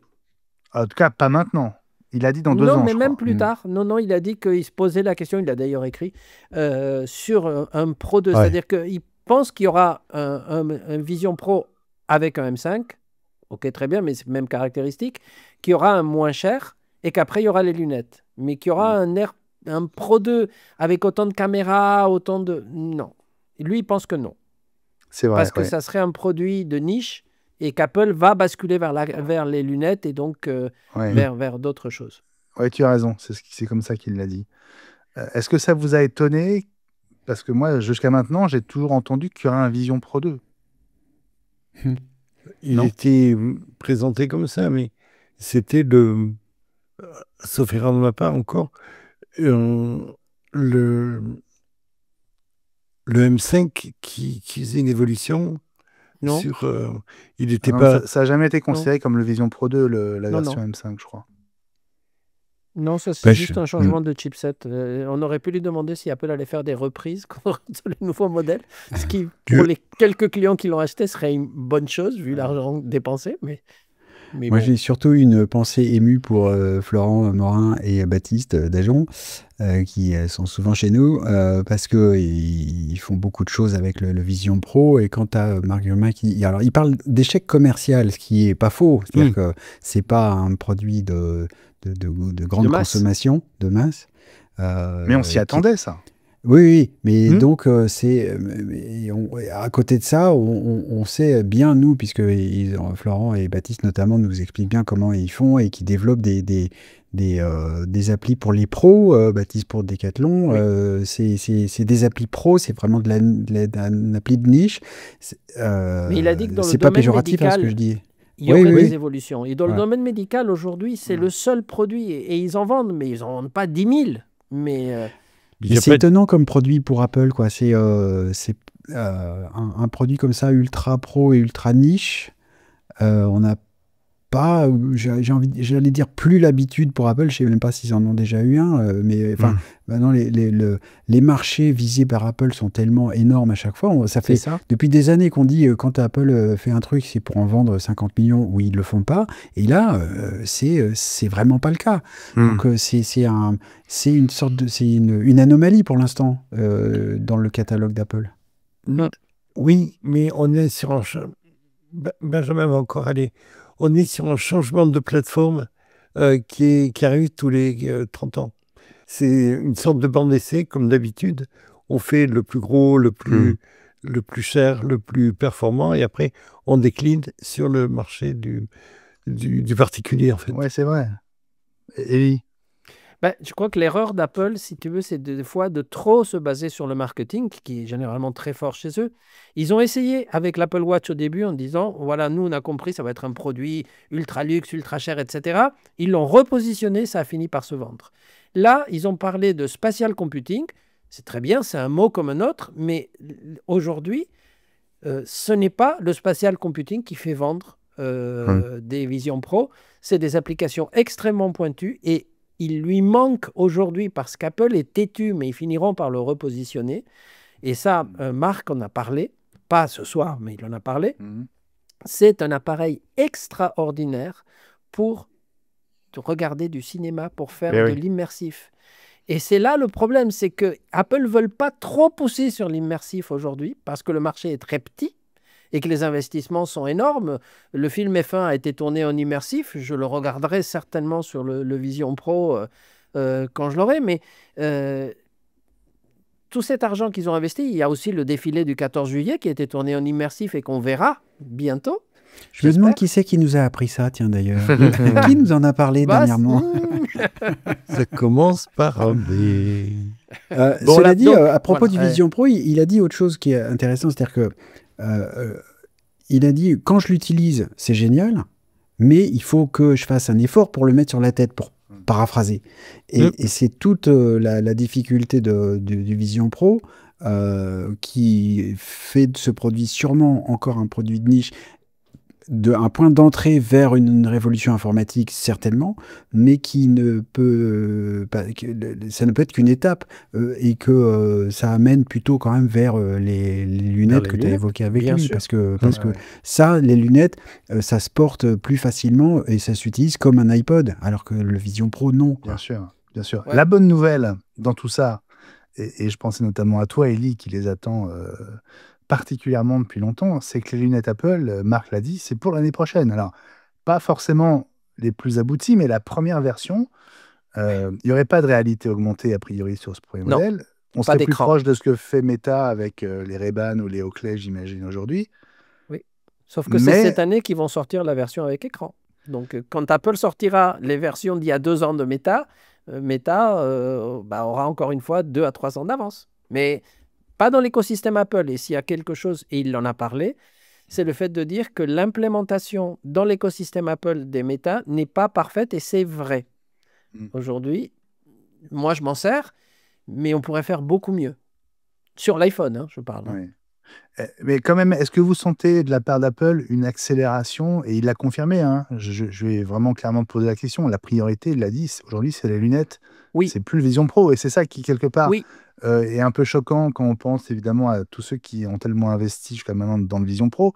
On peut quand même se dire qu'ils n'ont pas investi pour rien, parce que j'imagine que toute la technologie du Vision Pro, va être elle utilisé, bien va sûr. être déclinée C'est ça. dans les lunettes. Alors, pas la première version, mais peut-être dans les Clairement. deuxième, troisième, etc.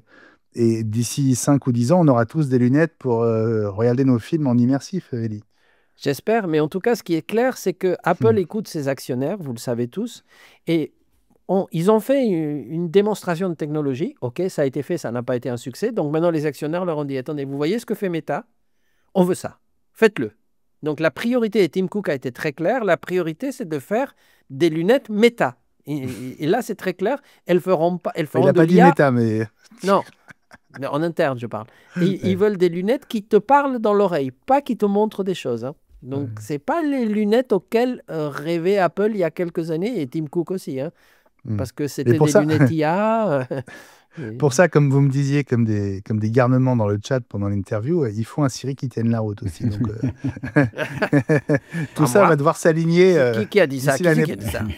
Tout ça Ah va ouais, devoir s'aligner On, d'ici on sait l'année très bien qu'il a prochaine. dit, parce que je passe mon temps à dire que Siri, ça marche pas. Ah, mais c'est intéressant Garnement. parce que le timing des lunettes, c'est l'année prochaine. Et il a aussi dit que, et on va y venir maintenant, Apple Intelligence, etc., finalement, tout finit comme Apple l'avait promis. Ce sera sans doute que dans un an, peut-être même un peu plus. Donc, on n'y est pas encore. Et on a encore une année, bonne année sans doute, à attendre avant que tout ça soit sec, comme on dit Oui. chez nous. Mais c'est là où je l'ai trouvé, et c'est vraiment la partie qui m'a le plus plu et le plus marqué de toute l'interview, c'est que plus on parlait des difficultés d'Apple, qu'il est le premier à reconnaître, il a été extrêmement clair là-dessus, plus, Ah oui, sur le retard, il a été clair, hein. mais plus T'as même pas laissé il finir a ta question. rajouté immédiatement, et surtout à la question posée, est-ce que c'est pas trop tard, et est-ce que, comment, etc., à chaque fois, il disait, je suis extrêmement optimiste vu le nombre de produits hardware qui vont sortir. Donc en fait, pour lui, Apple va rattraper son retard un jour en rachetant les gens si c'est les bons, etc. Mais il y aura toujours un décalage parce que les autres ne vont pas les attendre. Mais il n'est pas du tout inquiet pour Apple parce qu'ils ont un planning produit, un pipeline produit qui, d'après lui, est exceptionnel. Et ça, je l'ai trouvé très bien parce que tout le monde parle beaucoup de l'IA et critique Apple dans tous les domaines. Et lui, il dit non, pas du tout. Moi, je ne suis pas du tout inquiet pour Apple parce qu'ils ont des produits qui arrivent qui vont être géniaux. Ouais. L'IA, C'est vrai. de côté. D'autant plus que dans le monde de l'IA, il se passe un truc, pour faire un petit parallèle que je trouve intéressant, c'est le lancement de ChatGPT 5 qui a été pas forcément raté, mais c'est la première démonstration que les progrès des LLM commencent à arriver à un plateau. Et on en parle de plus en plus autour de ça, c'est-à-dire que, et c'est rigolo parce que Yann Lequin, qui est le patron de l'IA chez Meta, ça fait déjà un an et demi, qui dit, bon, les LLM, moi, je suis passé au truc après parce que c'est pas ça le résultat final. Là, c'est la démonstration qu'il avait raison depuis longtemps, c'est que les LLM, passer de 4 à 5 chez ChatGPT, c'est pas la révolution, on n'est plus déjà, au bout de 2 ans et demi, on n'est plus dans une révolution d'une année sur l'autre, alors que si on compare aux iPhones, le premier iPhone, et puis le 3G, puis le 3GS, et 4, et 5, et 6, c'était à chaque fois des trucs complètement dingues. C'est plus le cas maintenant, mais il a fallu 15 ans pour arriver à une stagnation. Et donc, je pense que c'est ça aussi qui peut donner, entre guillemets, espoir pour Apple, c'est que les modèles d'IA qui vont être intégrés dans les OS, ils ont le temps d'y arriver sans forcément accumuler du retard parce que les modèles de langage ne progressent plus aussi vite qu'avant.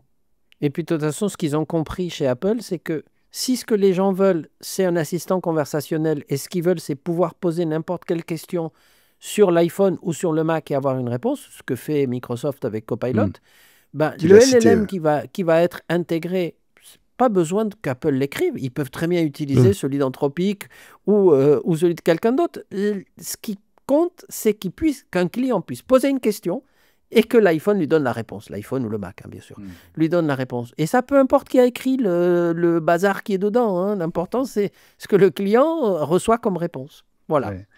Et Alors aujourd'hui, justement, 99% des gens utilisent l'IA comme un assistant conversationnel. Hein. Ouais. Il ne faut pas se tromper. Hein.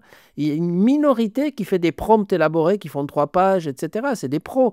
L'utilisateur final, il pose une question, il veut une réponse. Point. C'est d'où le problème de Siri, parce que c'est ce que les gens font avec Siri. Et Donc, oui. ils posent une question, ils n'ont pas la bonne réponse. Enfin, ils n'ont pas... Pour moi, il y a Alors, deux trucs.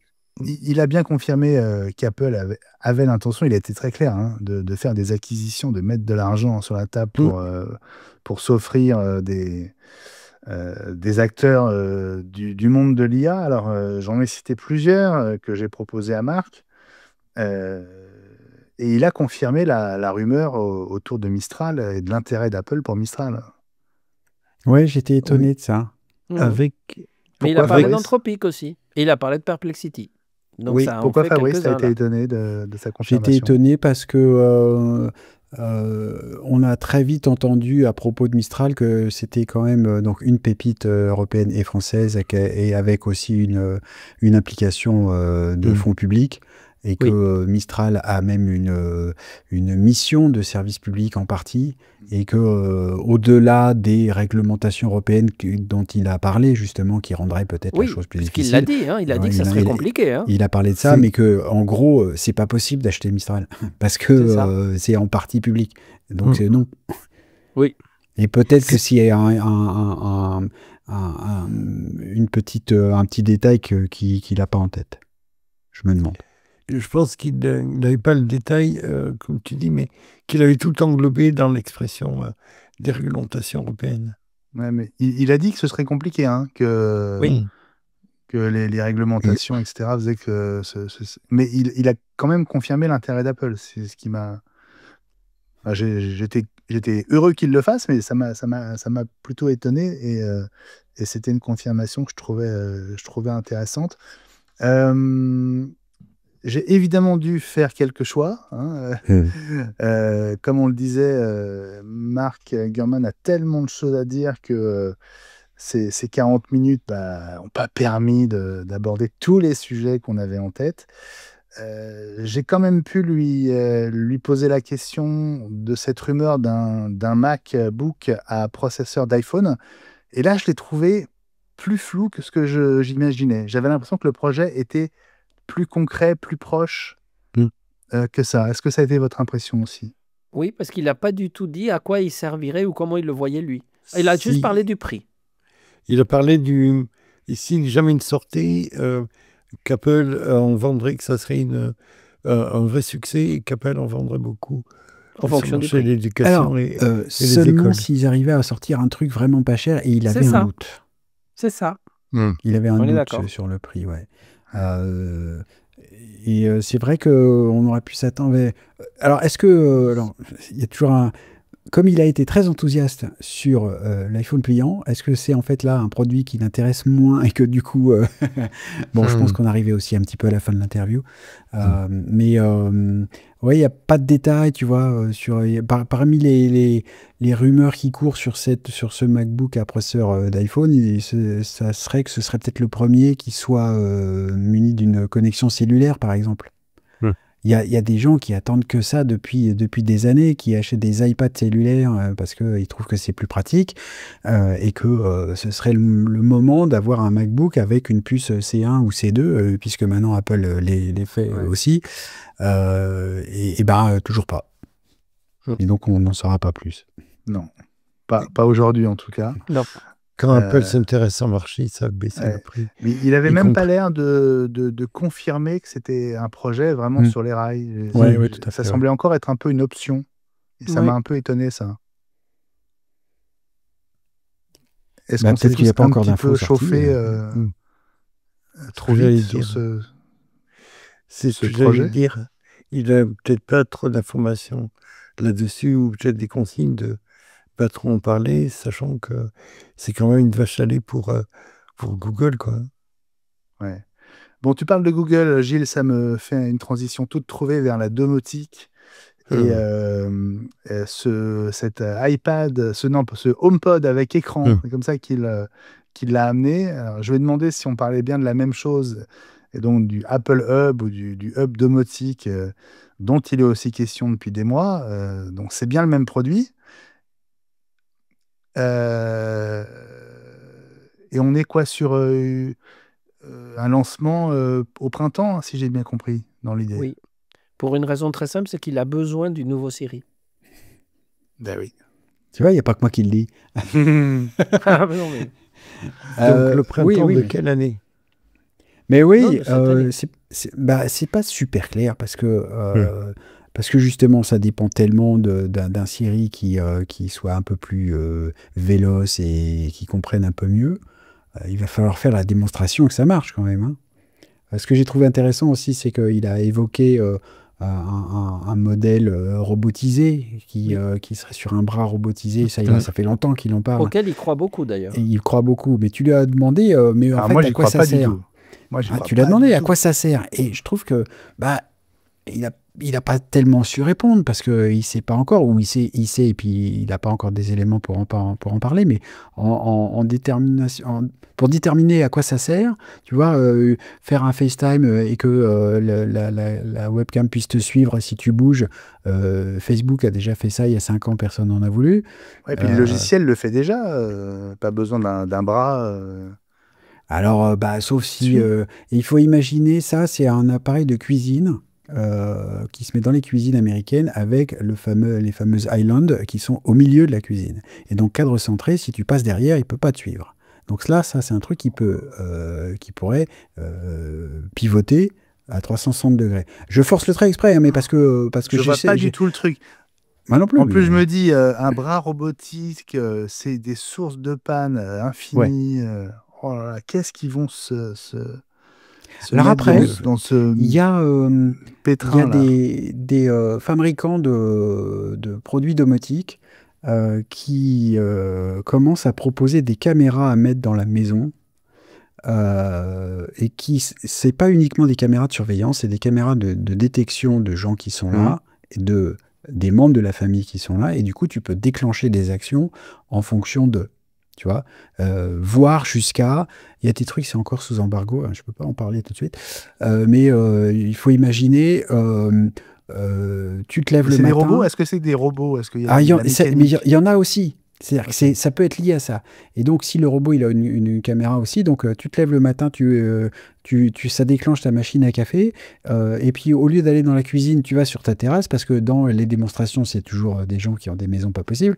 Et donc, la caméra te voit aller sur la terrasse, et donc commande au robot de t'apporter ton café à la terrasse et pas dans la cuisine. Voilà. Alors là, on est dans de la vision un peu science-fictionnesque, etc. Mais peut-être que c'est aussi vers ce genre d'évolution de la domotique, et que pour ça, il faut un robot ou quelque chose qui détecte, non seulement qui fasse du FaceTime, mais ça on sait, mais qui détecte la présence et qui puisse moduler des services en fonction de là où tu es. Et d'ailleurs, c'est quelque chose dont on n'a pas parlé, et lui, il n'en a pas parlé, mais pour Apple, la robotique est un marché qui va arriver plus tard et qui est extrêmement important. Et Apple n'est pas le seul. Hein. Tout le monde pense que dans, admettons, 3 à 5 ans, mais peut-être 2-3 dans certains cas, il y aura des robots dans notre vie. Mais des robots, ça peut aller jusqu'à un robot de taille humaine, quoi, d'une sorte de compagnon qui pourrait évidemment aider certaines personnes dans certaines situations et faire un certain nombre de tâches à la maison et faire un compagnon aussi, et des trucs comme ça. Donc, il y a un marché énorme. Les valorisations se font en trillions de dollars sur la robotique aujourd'hui.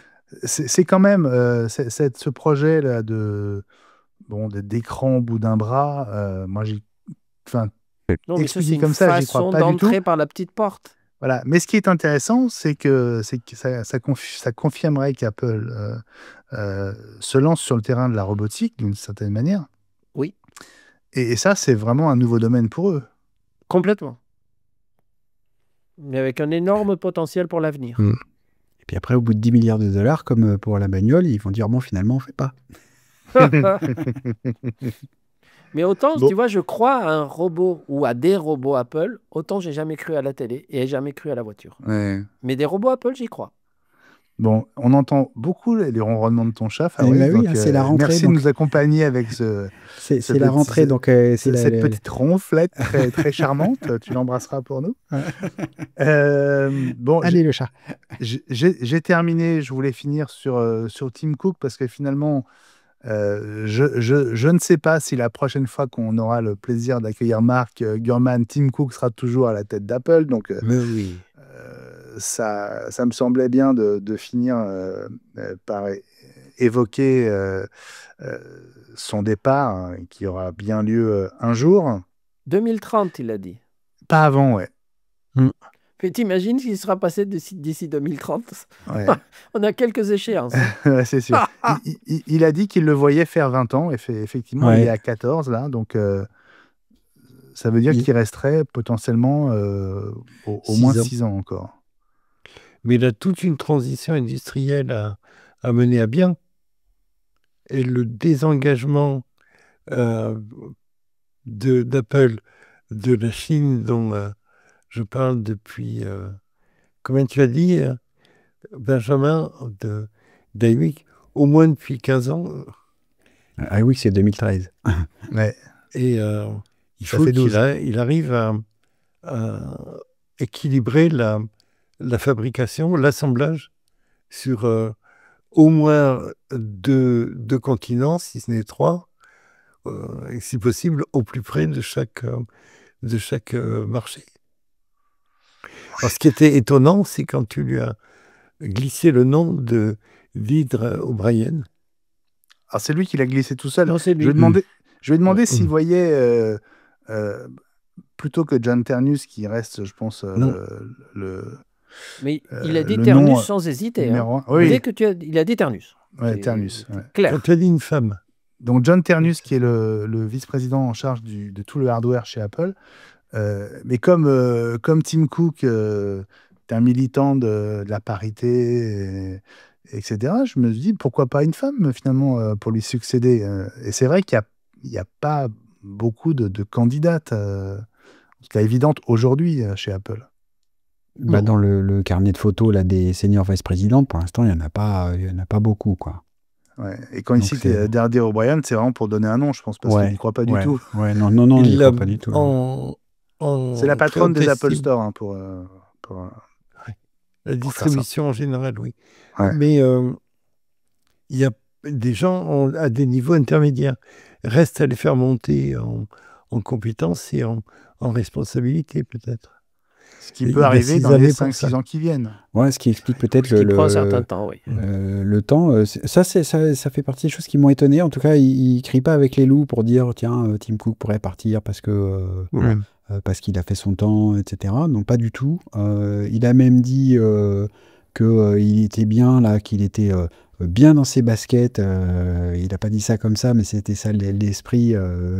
Il va bien, Tim Cook, là. Il fait tout comme il faut, vitesse de croisière, il maîtrise tout comme il faut. Il est très très confiant, quoi. Voilà.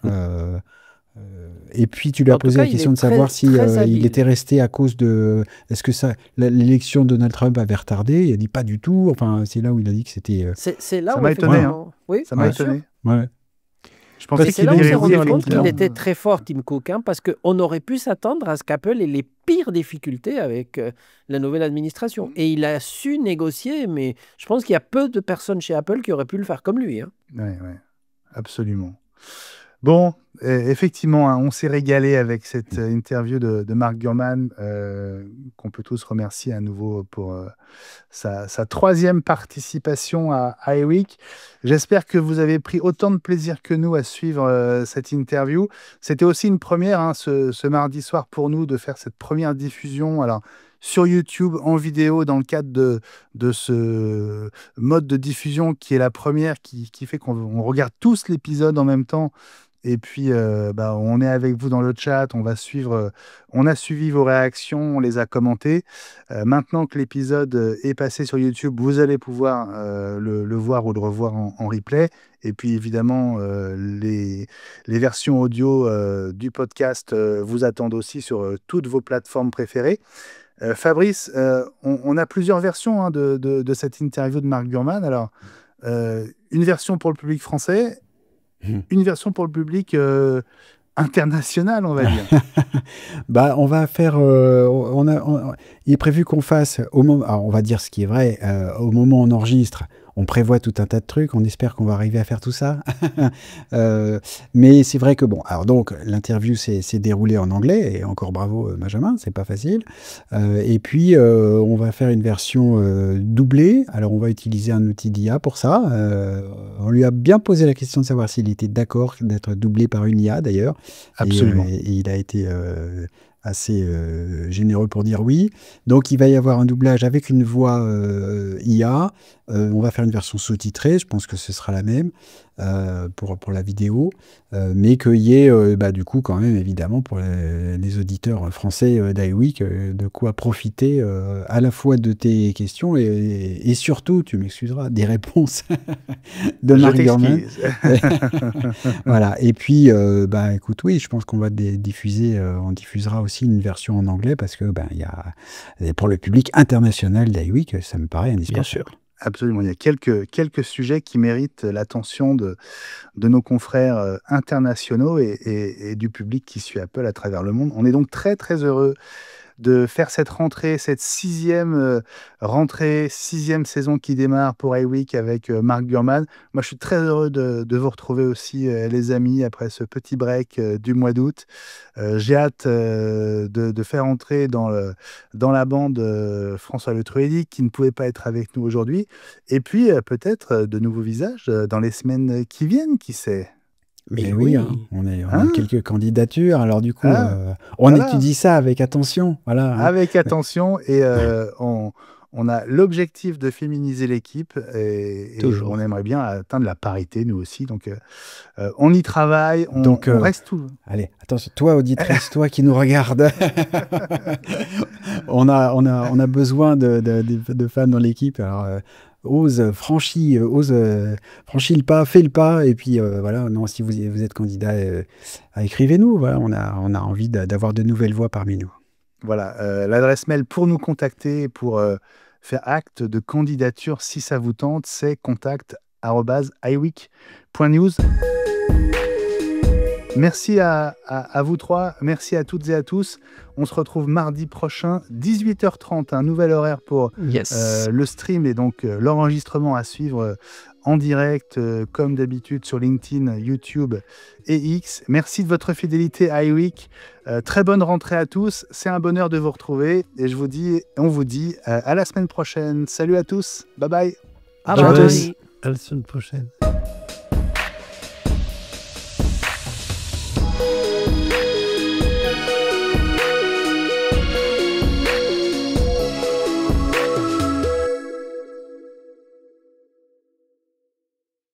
Hello, Mark Gurman.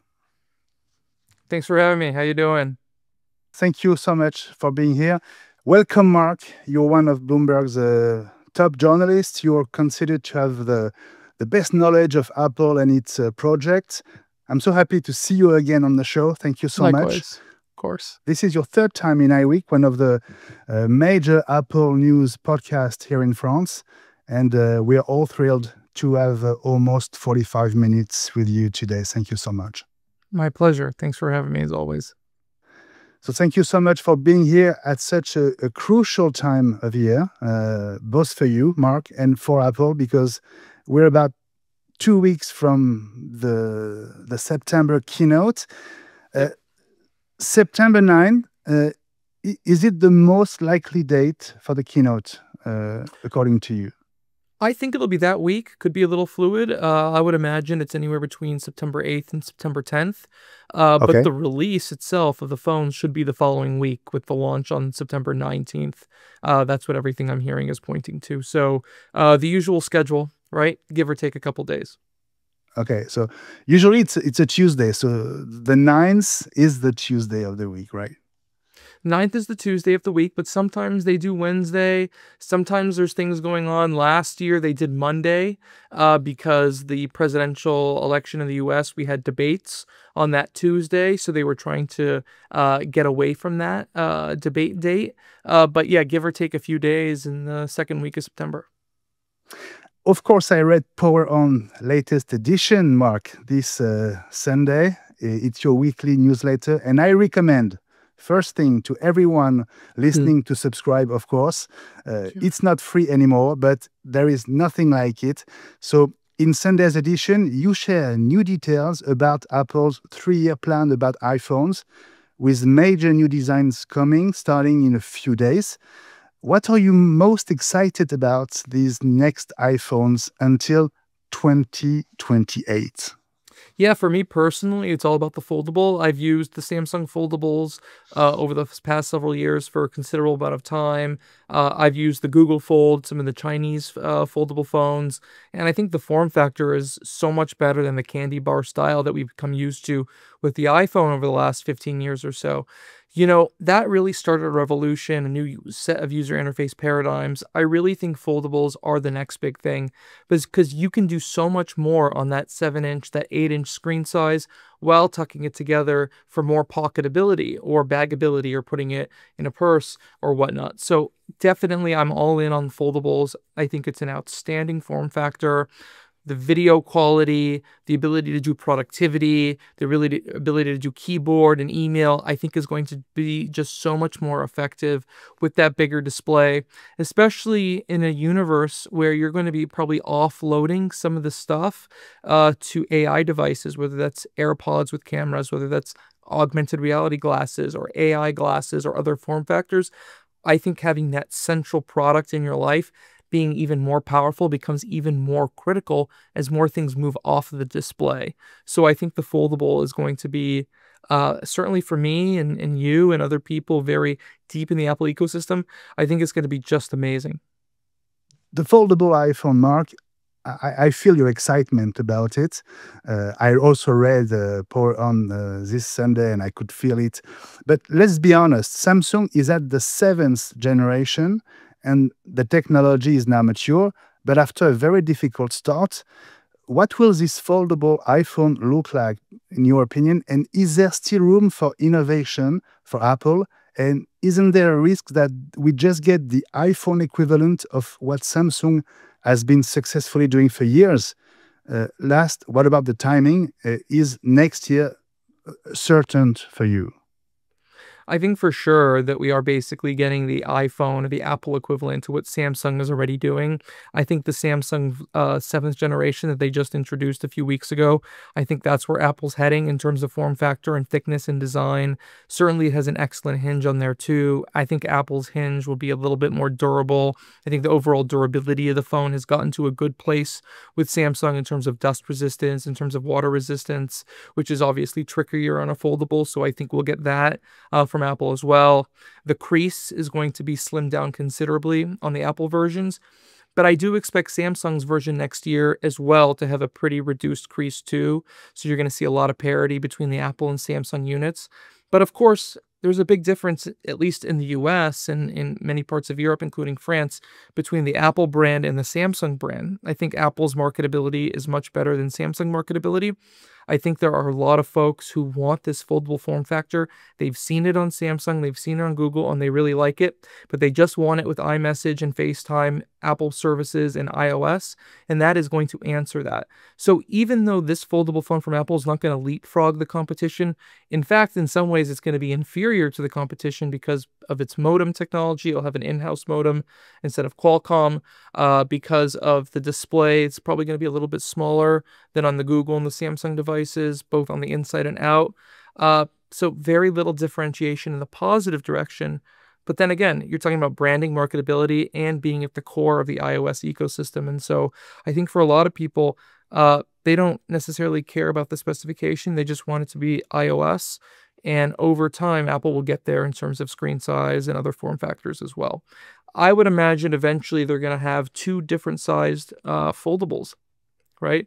They're going to have a standard size foldable, which I think is the one that's coming out next year. And then eventually they're going to have the bigger size foldable. And it's not too dissimilar to when they launched the iPhone 10 back in 2017. If you remember, they also already had at that time the plus sized phones. And so alongside the iPhone 10, they had the iPhone 8 Plus and the iPhone 10. The iPhone 10 technically had a bigger screen, but the overall device right? The 8 Plus was a bigger phone. And then the following year, they did the XS Max. And so they had the two sizes. Just like today, you have the regular sized iPhone Pro and then the Pro Max. Probably you'll have a regular sized iPhone foldable or iPhone Ultra, and then a Max version as well with that bigger display exterior and internally. So you'll see a long roadmap of foldables from Apple. You know, the foldable phones, they don't sell as well as the Pro phones, but I think at the price points that maybe Apple customers are willing to stretch to, you're going to get a better form factor. You're probably going to get a higher price, but I think people are going to be willing to stretch for it. So you said inferior, but probably more expensive anyway.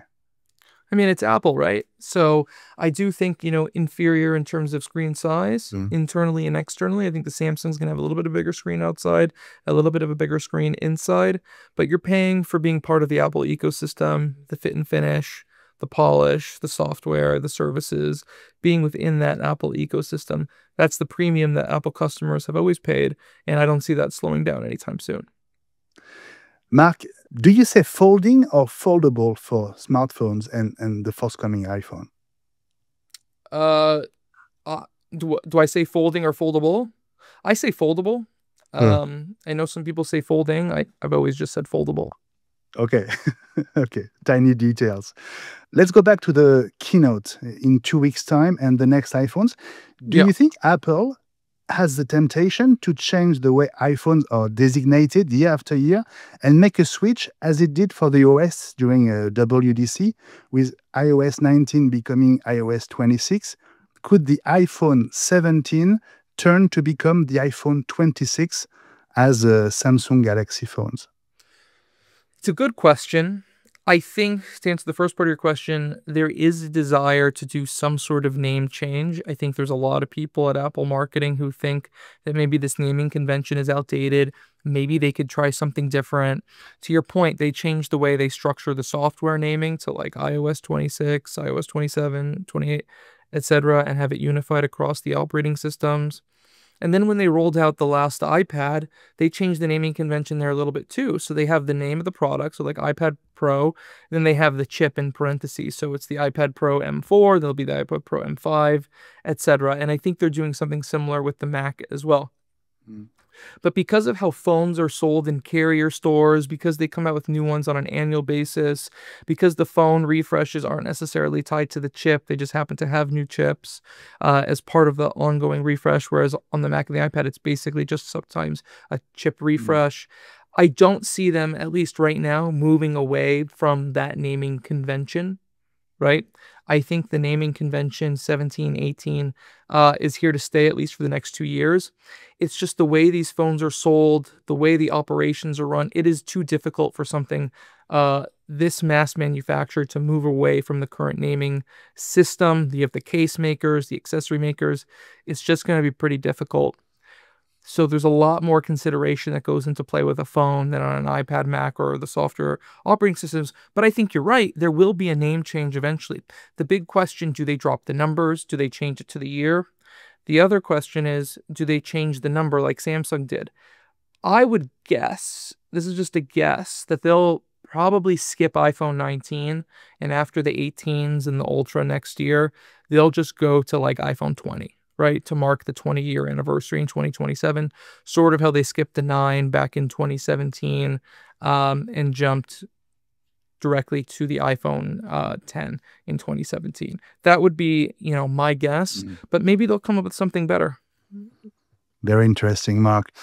The iPhone 16 Plus is about to disappear to be replaced by the iPhone 17 Air. We all remember the disappearance of the iPhone Mini as well. What's the lesson here, Mark? And do you think Apple finally has the right answer to a recurring issue with that fourth iPhone? Yeah, I think the lesson here is that Apple, for some reason, is desperate for, to your point, a fourth iPhone, that different variation. Clearly, there's a place for the base model. Clearly, there's a place for an even baser model with the E line, right? Clearly, there's a place for 2 Pro models with different sizes. Clearly, there's a place for, a foldable phone, but Apple seems to believe there's a place for another phone variation. And so far, we haven't seen that sell very well. The iPhone mini was not a commercial success. The iPhone Plus, these generations of Plus phones in the more recent years were not a commercial success. So they've tried smaller, they've tried bigger. Now they're trying thinner, right? I think that it's going to be heavily marketed. It's going to be pretty cool. Some people are going to like it, but as of now, I feel like there's far too many drawbacks. The camera technology on there is going to be inferior to the rest of the iPhone line, even the base model iPhone, right? The battery is going to be very inferior to the base model iPhone and the Pro iPhones. And so that is going to be a drawback for many people. And so I personally don't anticipate that the Air is going to be a long-term thing either. I look at the Air phone very much as a stepping stone. The technologies in there are what are going to enable thinner Pro iPhones down the road, as well as the foldable iPhone. The foldable iPhone is going to be like 2 of the Airs side by side. And so a little bit thinner, maybe a millimeter or 2 shaved off of that as well. So I think there's going to be some cool use cases for it, but I don't see it being a smash hit by any means, especially for the price, probably between $900 and $1,000. It's not going to be as practical as saving a few $100 and going a little bit lower end, branding wise, not performance wise, and going another couple $100 for something that's exponentially better. The question is, are people willing to pay for a worse phone, pay more for it for a worse phone just because it's super sleek and thin? And I think some people, yes, I think it will do well in some parts of the world, particularly China. But at the same time, I think that it's not going to be a major success for Apple. And I don't think they're under the impression that it'll be either. I don't feel your enthusiasm around the iPhone Air. I can't wait to try it out. I can't wait to hold it in my hand, but I can't wait to not buy it. So it's going to be cool, but I don't think it's going to be a major seller. Samsung rolled out their S25 Edge a few months ago, and that hasn't done very well either. Most consumers are going towards the main 25 series because the 25 Edge is cool and all. It's very thin, but the battery life and the specifications are quite measly compared to what you get for a phone that's even less expensive. Apple filed a patent for a computer product with all 6 sides made of glass. Do you think this will be the 20th anniversary iPhone? Could it be the 20th anniversary iPhone? 20th anniversary iPhone is called the Glass Wing internally. It makes a lot of use of curved glass. I don't know if that patent is equivalent to what Apple will be rolling out 2 years from now, but it's going to be a redesigned form factor. I guess the big question is, if you buy the foldable phone next year, which phone are you getting the year after? Are you going to stick to the foldables, or are you going to get that 20th anniversary phone? So that'll be a fun conundrum for the most faithful of the Apple faithful. So me, I'll probably stick to the foldable. I really like the form factor. Okay. We already knew that there were huge price differences for Apple products depending on what country you buy them from because of local tariffs. Until now, the best prices were most of the time in the US. With the new tariffs, is that over? And do you expect many Americans to take advantage of traveling abroad in Europe and maybe in France to buy the iPhones soon? I think to a pretty significant degree that the price increase concerns for the iPhone have been overblown. I think a lot of the price increase concerns stemmed from people lying to the market about how Apple's going to have to shift iPhone production or final assembly stateside, right? Which obviously would incur more costs because it's much more expensive to produce items in the US than it is in Asia overseas and then to ship it over. So I think the price increases will be, depending on the person, quite negligible. If you buy the phones on installment plans, it'll essentially be eaten out of the cost of the monthly payment. I would imagine that the price increases are going to be anywhere between $50 and $200 on the very high end of the range. I think this idea that iPhones are going to start to cost $500 more, $1,000 more, $300 more, I don't think that's going to be the case. And I wouldn't anticipate an influx of people going internationally to try to save money, because I think that if Apple does price increases in the US, you may see some marginal changes internationally as well. But I wouldn't say price increases to a gigantic degree, as I said a minute ago, are a given. I think they're going to be on the slimmer side. And if you factor in what that means on installment plans, I would venture to say that the installment changes on a monthly basis will be anywhere between $3 and $12 a month, depending on the device, depending on the storage capacity, depending on the configuration, screen size, etc. So, for a lot of people, it's going to be a bigger payment. But I think most people who are already willing to spend $1,000, $1,200, $1,300, $100 US plus on a phone, I think it's going to be quite marginal and maybe even negligible. September keynote means Apple Watch, of course. So anything special coming to the Watch Series 11 or Ultra 3? What else do you expect to be announced?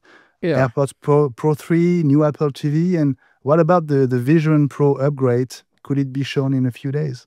There's a lot coming this fall other than the phones. You'll see the new Apple Watches. And to answer your question, I think the highlight upgrades will be on the Apple Watch SE. I think those will come in multiple screen variations now, so expanding the low-end watch portfolio. The Apple Watch Ultra will get a new screen to match the screen and the chipset on the Apple Watch Series 10, getting that little upgrade there. I don't anticipate significant changes on the Apple Watch Series 11, because last year, externally it doesn't look like that big of an overhaul, but internally that thing was considered like a iPhone 10 moment for the Apple Watch, or Watch 10 moment, so to speak. A few other things in the pipeline for this year. There's the refresh to the HomePod Mini with a new chipset, Apple TV new chipset. There are new AirPods Pro coming. I wrote several months ago they're working on a new pair with heart rate monitoring. There's like the Beats, the new Power Beats 2. There's also, this is not this year, this is several months out, the AirPods Pro with cameras. It's another generation or two that is for AI purposes. Then the Vision Pro refresh with the new processor and the updated strap, as well as an upgraded neural engine for, more AI tasks and real-time artificial intelligence. So there's a lot coming. And then you go into next year, iPhone 17e. By the way, this year there's also the iPad Pro M5. But next year you've got the iPhone 17e, you've got the M5 Pro and Max, MacBook Pros. You got the Mac external monitor, the first Mac external monitor refresh in 3-4 years. So the next several months are pretty chock full. And then you get into the pipeline for the tail end of 26 through 27 and 28. There's a lot of stuff. The one thing we didn't talk about is the HomePod with a screen. That's coming in the first half of next year. It's not very big. It's like a square 6 to 7 inch screen, but it has a very cool interface. You walk up to it. It changes based on the person who walks up to it. Control things like your thermostat, your smart home, video conferencing, and what have you. I think it's going to be a nice little gadget that sets the stage for more in the future. This HomePod with a screen, is it what we also hear about as the Apple Hub? Yes, is it the same product? Thing. Yeah, like HomePod with a screen, HomePad, smart display, whatever you want to call it. That sets the stage for a range of new Apple Home devices. There's going to be Apple Home security cameras to compete with Amazon Ring and Google Nest and Roku and Blink and you name it. There's going to be a new home security ecosystem, software, hardware. They're doing work to improve HomeKit doorbells. There's the video conferencing system that's going to be in the smart displays. You'll be able to put those on your wall, or there'll be a desk mount. And then the other thing is the tabletop robotics device, which is it's a similar display to the one on the HomePod with a screen, but that's going to be on a robotic arm so it can move around in space. And I think that's going to be a pretty cool product, but that's going to be at least, I would say, 1.5 to 2 years out. What the interest of having a robotic arm with a screen at the end of it? How do you see the use case? The use case is that it can follow you around in a room. Like if you're doing something and you want its attention, it can come closer to you. It's just a cool AI use case, movement in space. If you want to follow around the room while you're on a FaceTime call. But yeah, to tell you the truth, it's just like, Amazon has tried this years ago. They had an Echo on a robotic actuator, but it went left and right. The Apple one will be full degree of motion. So we can go up, down, side to side, twist, turn, rotate, etc. Is that innovation? Sure. Is that a game changer? Maybe. But is it something that's like, oh, I need to have that? Maybe not. I don't think there's ever going to be a sales engine replacement for Apple for the iPhone. The iPhone will always remain center. It's just about piling up as many smaller bets around the iPhone as possible. From a sales standpoint, the Vision Pro has been a failure. So it's about figuring out some things that are not failures to build around the moat that is the phone. Mark, the Vision Pro, how do you see the next step? The Vision Pro 2, a real Pro follow-up, and another headset much cheaper, maybe, and then the glasses.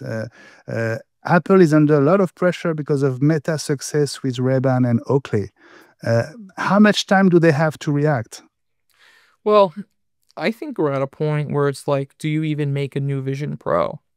The thing is just such a failure from a commercial standpoint. It has some cool enterprise use cases. I was talking to someone earlier today about the medical use cases, but from a consumer standpoint, there's just not a whole lot to do with it, as cool as the device is. And, I love it when I use it, but I don't love putting it on and getting into the flow of things. And there's very little immersive video, as we've talked about as well prior. The focus right now is on the smart glasses, the non-AR smart glasses. That'll be out in a year and a half from now. That's going to be a big deal. That's going to let Apple compete with Meta. But Apple is so behind in the smart glasses. It's like, can they even catch up at this point? I think to some degree, yes, because they really put a block on what people with third-party smart glasses are able to do in the iPhone ecosystem.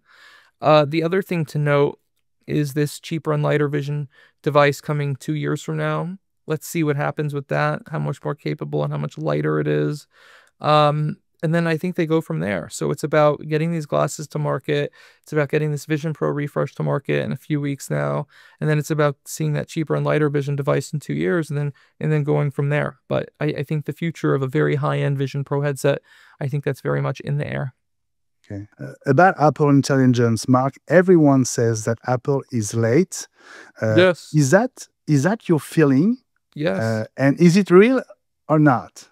Yeah, of course they were late. They were 2 years late compared to everyone else. And Apple Intelligence is, at least here in the US, it doesn't perform very well. People don't really use it. It's been a waste. What people want from an AI assistant is like a Siri on steroids. And we're certainly waiting for that. And, Siri will get better with this new gen version coming out April, May of next year. But it's going to be quite a while before you have sort of this always-on co-pilot-like assistant. I think that's going to be at least another year, 2 years away. So they've got quite a little bit of work to get done here. Can Apple take back the advantage, Mark, on AI without buying a pure player to gain years of research and learning? We all know about the deal with OpenAI about ChatGPT, but since there has been several rumors, Perplexity, Mistral AI, does Apple really intend to buy the French startup? And the last piece comes from you with a project between Apple and Google about Gemini. What is in stake and what do you think will happen for real? The whole company is at stake, if you ask me. I mean, AI is the future. It's here now, and Apple needs to be all in on it. They need a major partnership or partnerships or a major acquisition to get things on track. My belief is that they will make major partnerships and they will make major acquisitions. And that will help them get things on the right foot. The problem is that AI is moving at the speed of light. And so they got to move quickly or they're going to be lapped and lapped and lapped again like a race car. They're in very bad position right now, but their ecosystem is so strong that if they get things working, I think they'll be able to catch up within a few years pretty quickly. I believe they're going to partner with Anthropic for parts of the new Siri, and I think there's a chance they'll partner with Gemini for parts of the new Siri as well. They looked very closely at Perplexity. because I wrote a few weeks ago that they're building a new ChatGPT-like search product. And I think owning Perplexity and some of they don't have models, but some of their algorithmic technology and some of their engineering staff and whatnot could have been sort of the core of building an Apple search engine to either compete or replace with Google. And then I think the other one that they've taken a close look at is, to your point, is Mistral. That would be a very hard acquisition to make because of the European Union guidelines, but perhaps there's a way. I don't think anything is imminent, but certainly they've taken a very hard look at both Mistral and Perplexity. How bad is the degradation of the climate internally at Apple because of all the turmoil around Apple Intelligence? I don't think it's had that much of an impact or it's that bad. I mean, truth be told, there's a lot of excitement about the product portfolio and pipeline. So I think people are pretty focused on that. And there's optimism, if you're drinking the Apple Kool-Aid, that if they make the right partnerships and acquisitions, things will get turned around. But they have to make the right acquisitions and partnerships to get things turned around. Two last topics, Mark. Yes. First one, the MacBook with an iPhone processor. The price tag could be incredible, below $700, maybe below $600. What is the reality of this project, and can it be a game changer in the computer industry? If Apple releases a $600 laptop, I think it would be a game changer, but I don't think they're going to release a $600 laptop. Maybe it'll be $800. Maybe it'll be $700, but $500 to $600, I think is, I mean, if you think about what the price is of an iPad plus a keyboard, I think that's just ultra aggressive. Maybe they'll do it. Maybe they will. It would be a massive success. It would turn the laptop industry on its head. Schools would be buying them in bulk. It would be a game changer, I think, for the companies as well to some extent. So let's see if they do it. I think that'd be very exciting. I wouldn't buy one, but there's certainly a lot of people who would. Tim Cook turns 65 on November 1st. He said in April 2021 that he would not stay 10 more years at Apple, probably. If you had to bet $10 on a year and date, what would be your choice?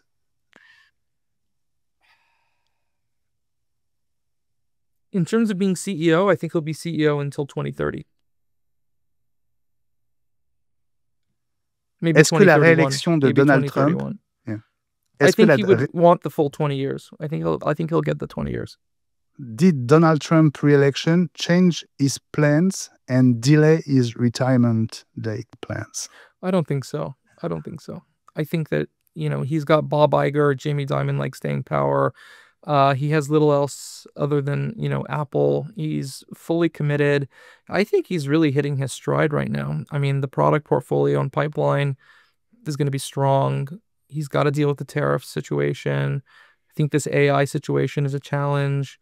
I think figuring out a long-term future for the company beyond the iPhone is something that he's going to need to put a lot of work in. And he doesn't have a series of obvious successors either. So I think you're going to see the company rebuilt around him over the next 5-7 years. It's going to be exciting. About the next CEO, John Ternus. Yeah, John Ternus is still your favorite, your top pick. I don't know if he's my favorite, but I think he's what Apple ultimately land on. I think they have few other choices, and I don't think he would be a bad choice at all. What about a woman? Woman would be great, but if you look at the pipeline of executives, you have Deirdre O'Brien, who's really the only female option there.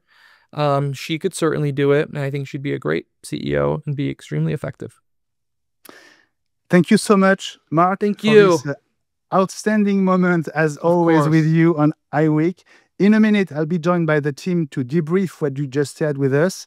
I wish you a wonderful end of summer, a September full of breaking news, as always. Thank you. And we look forward already to welcoming you again on iWeek. Thank you. Let's keep in touch. Bye, Please. Mark. Yes, sir.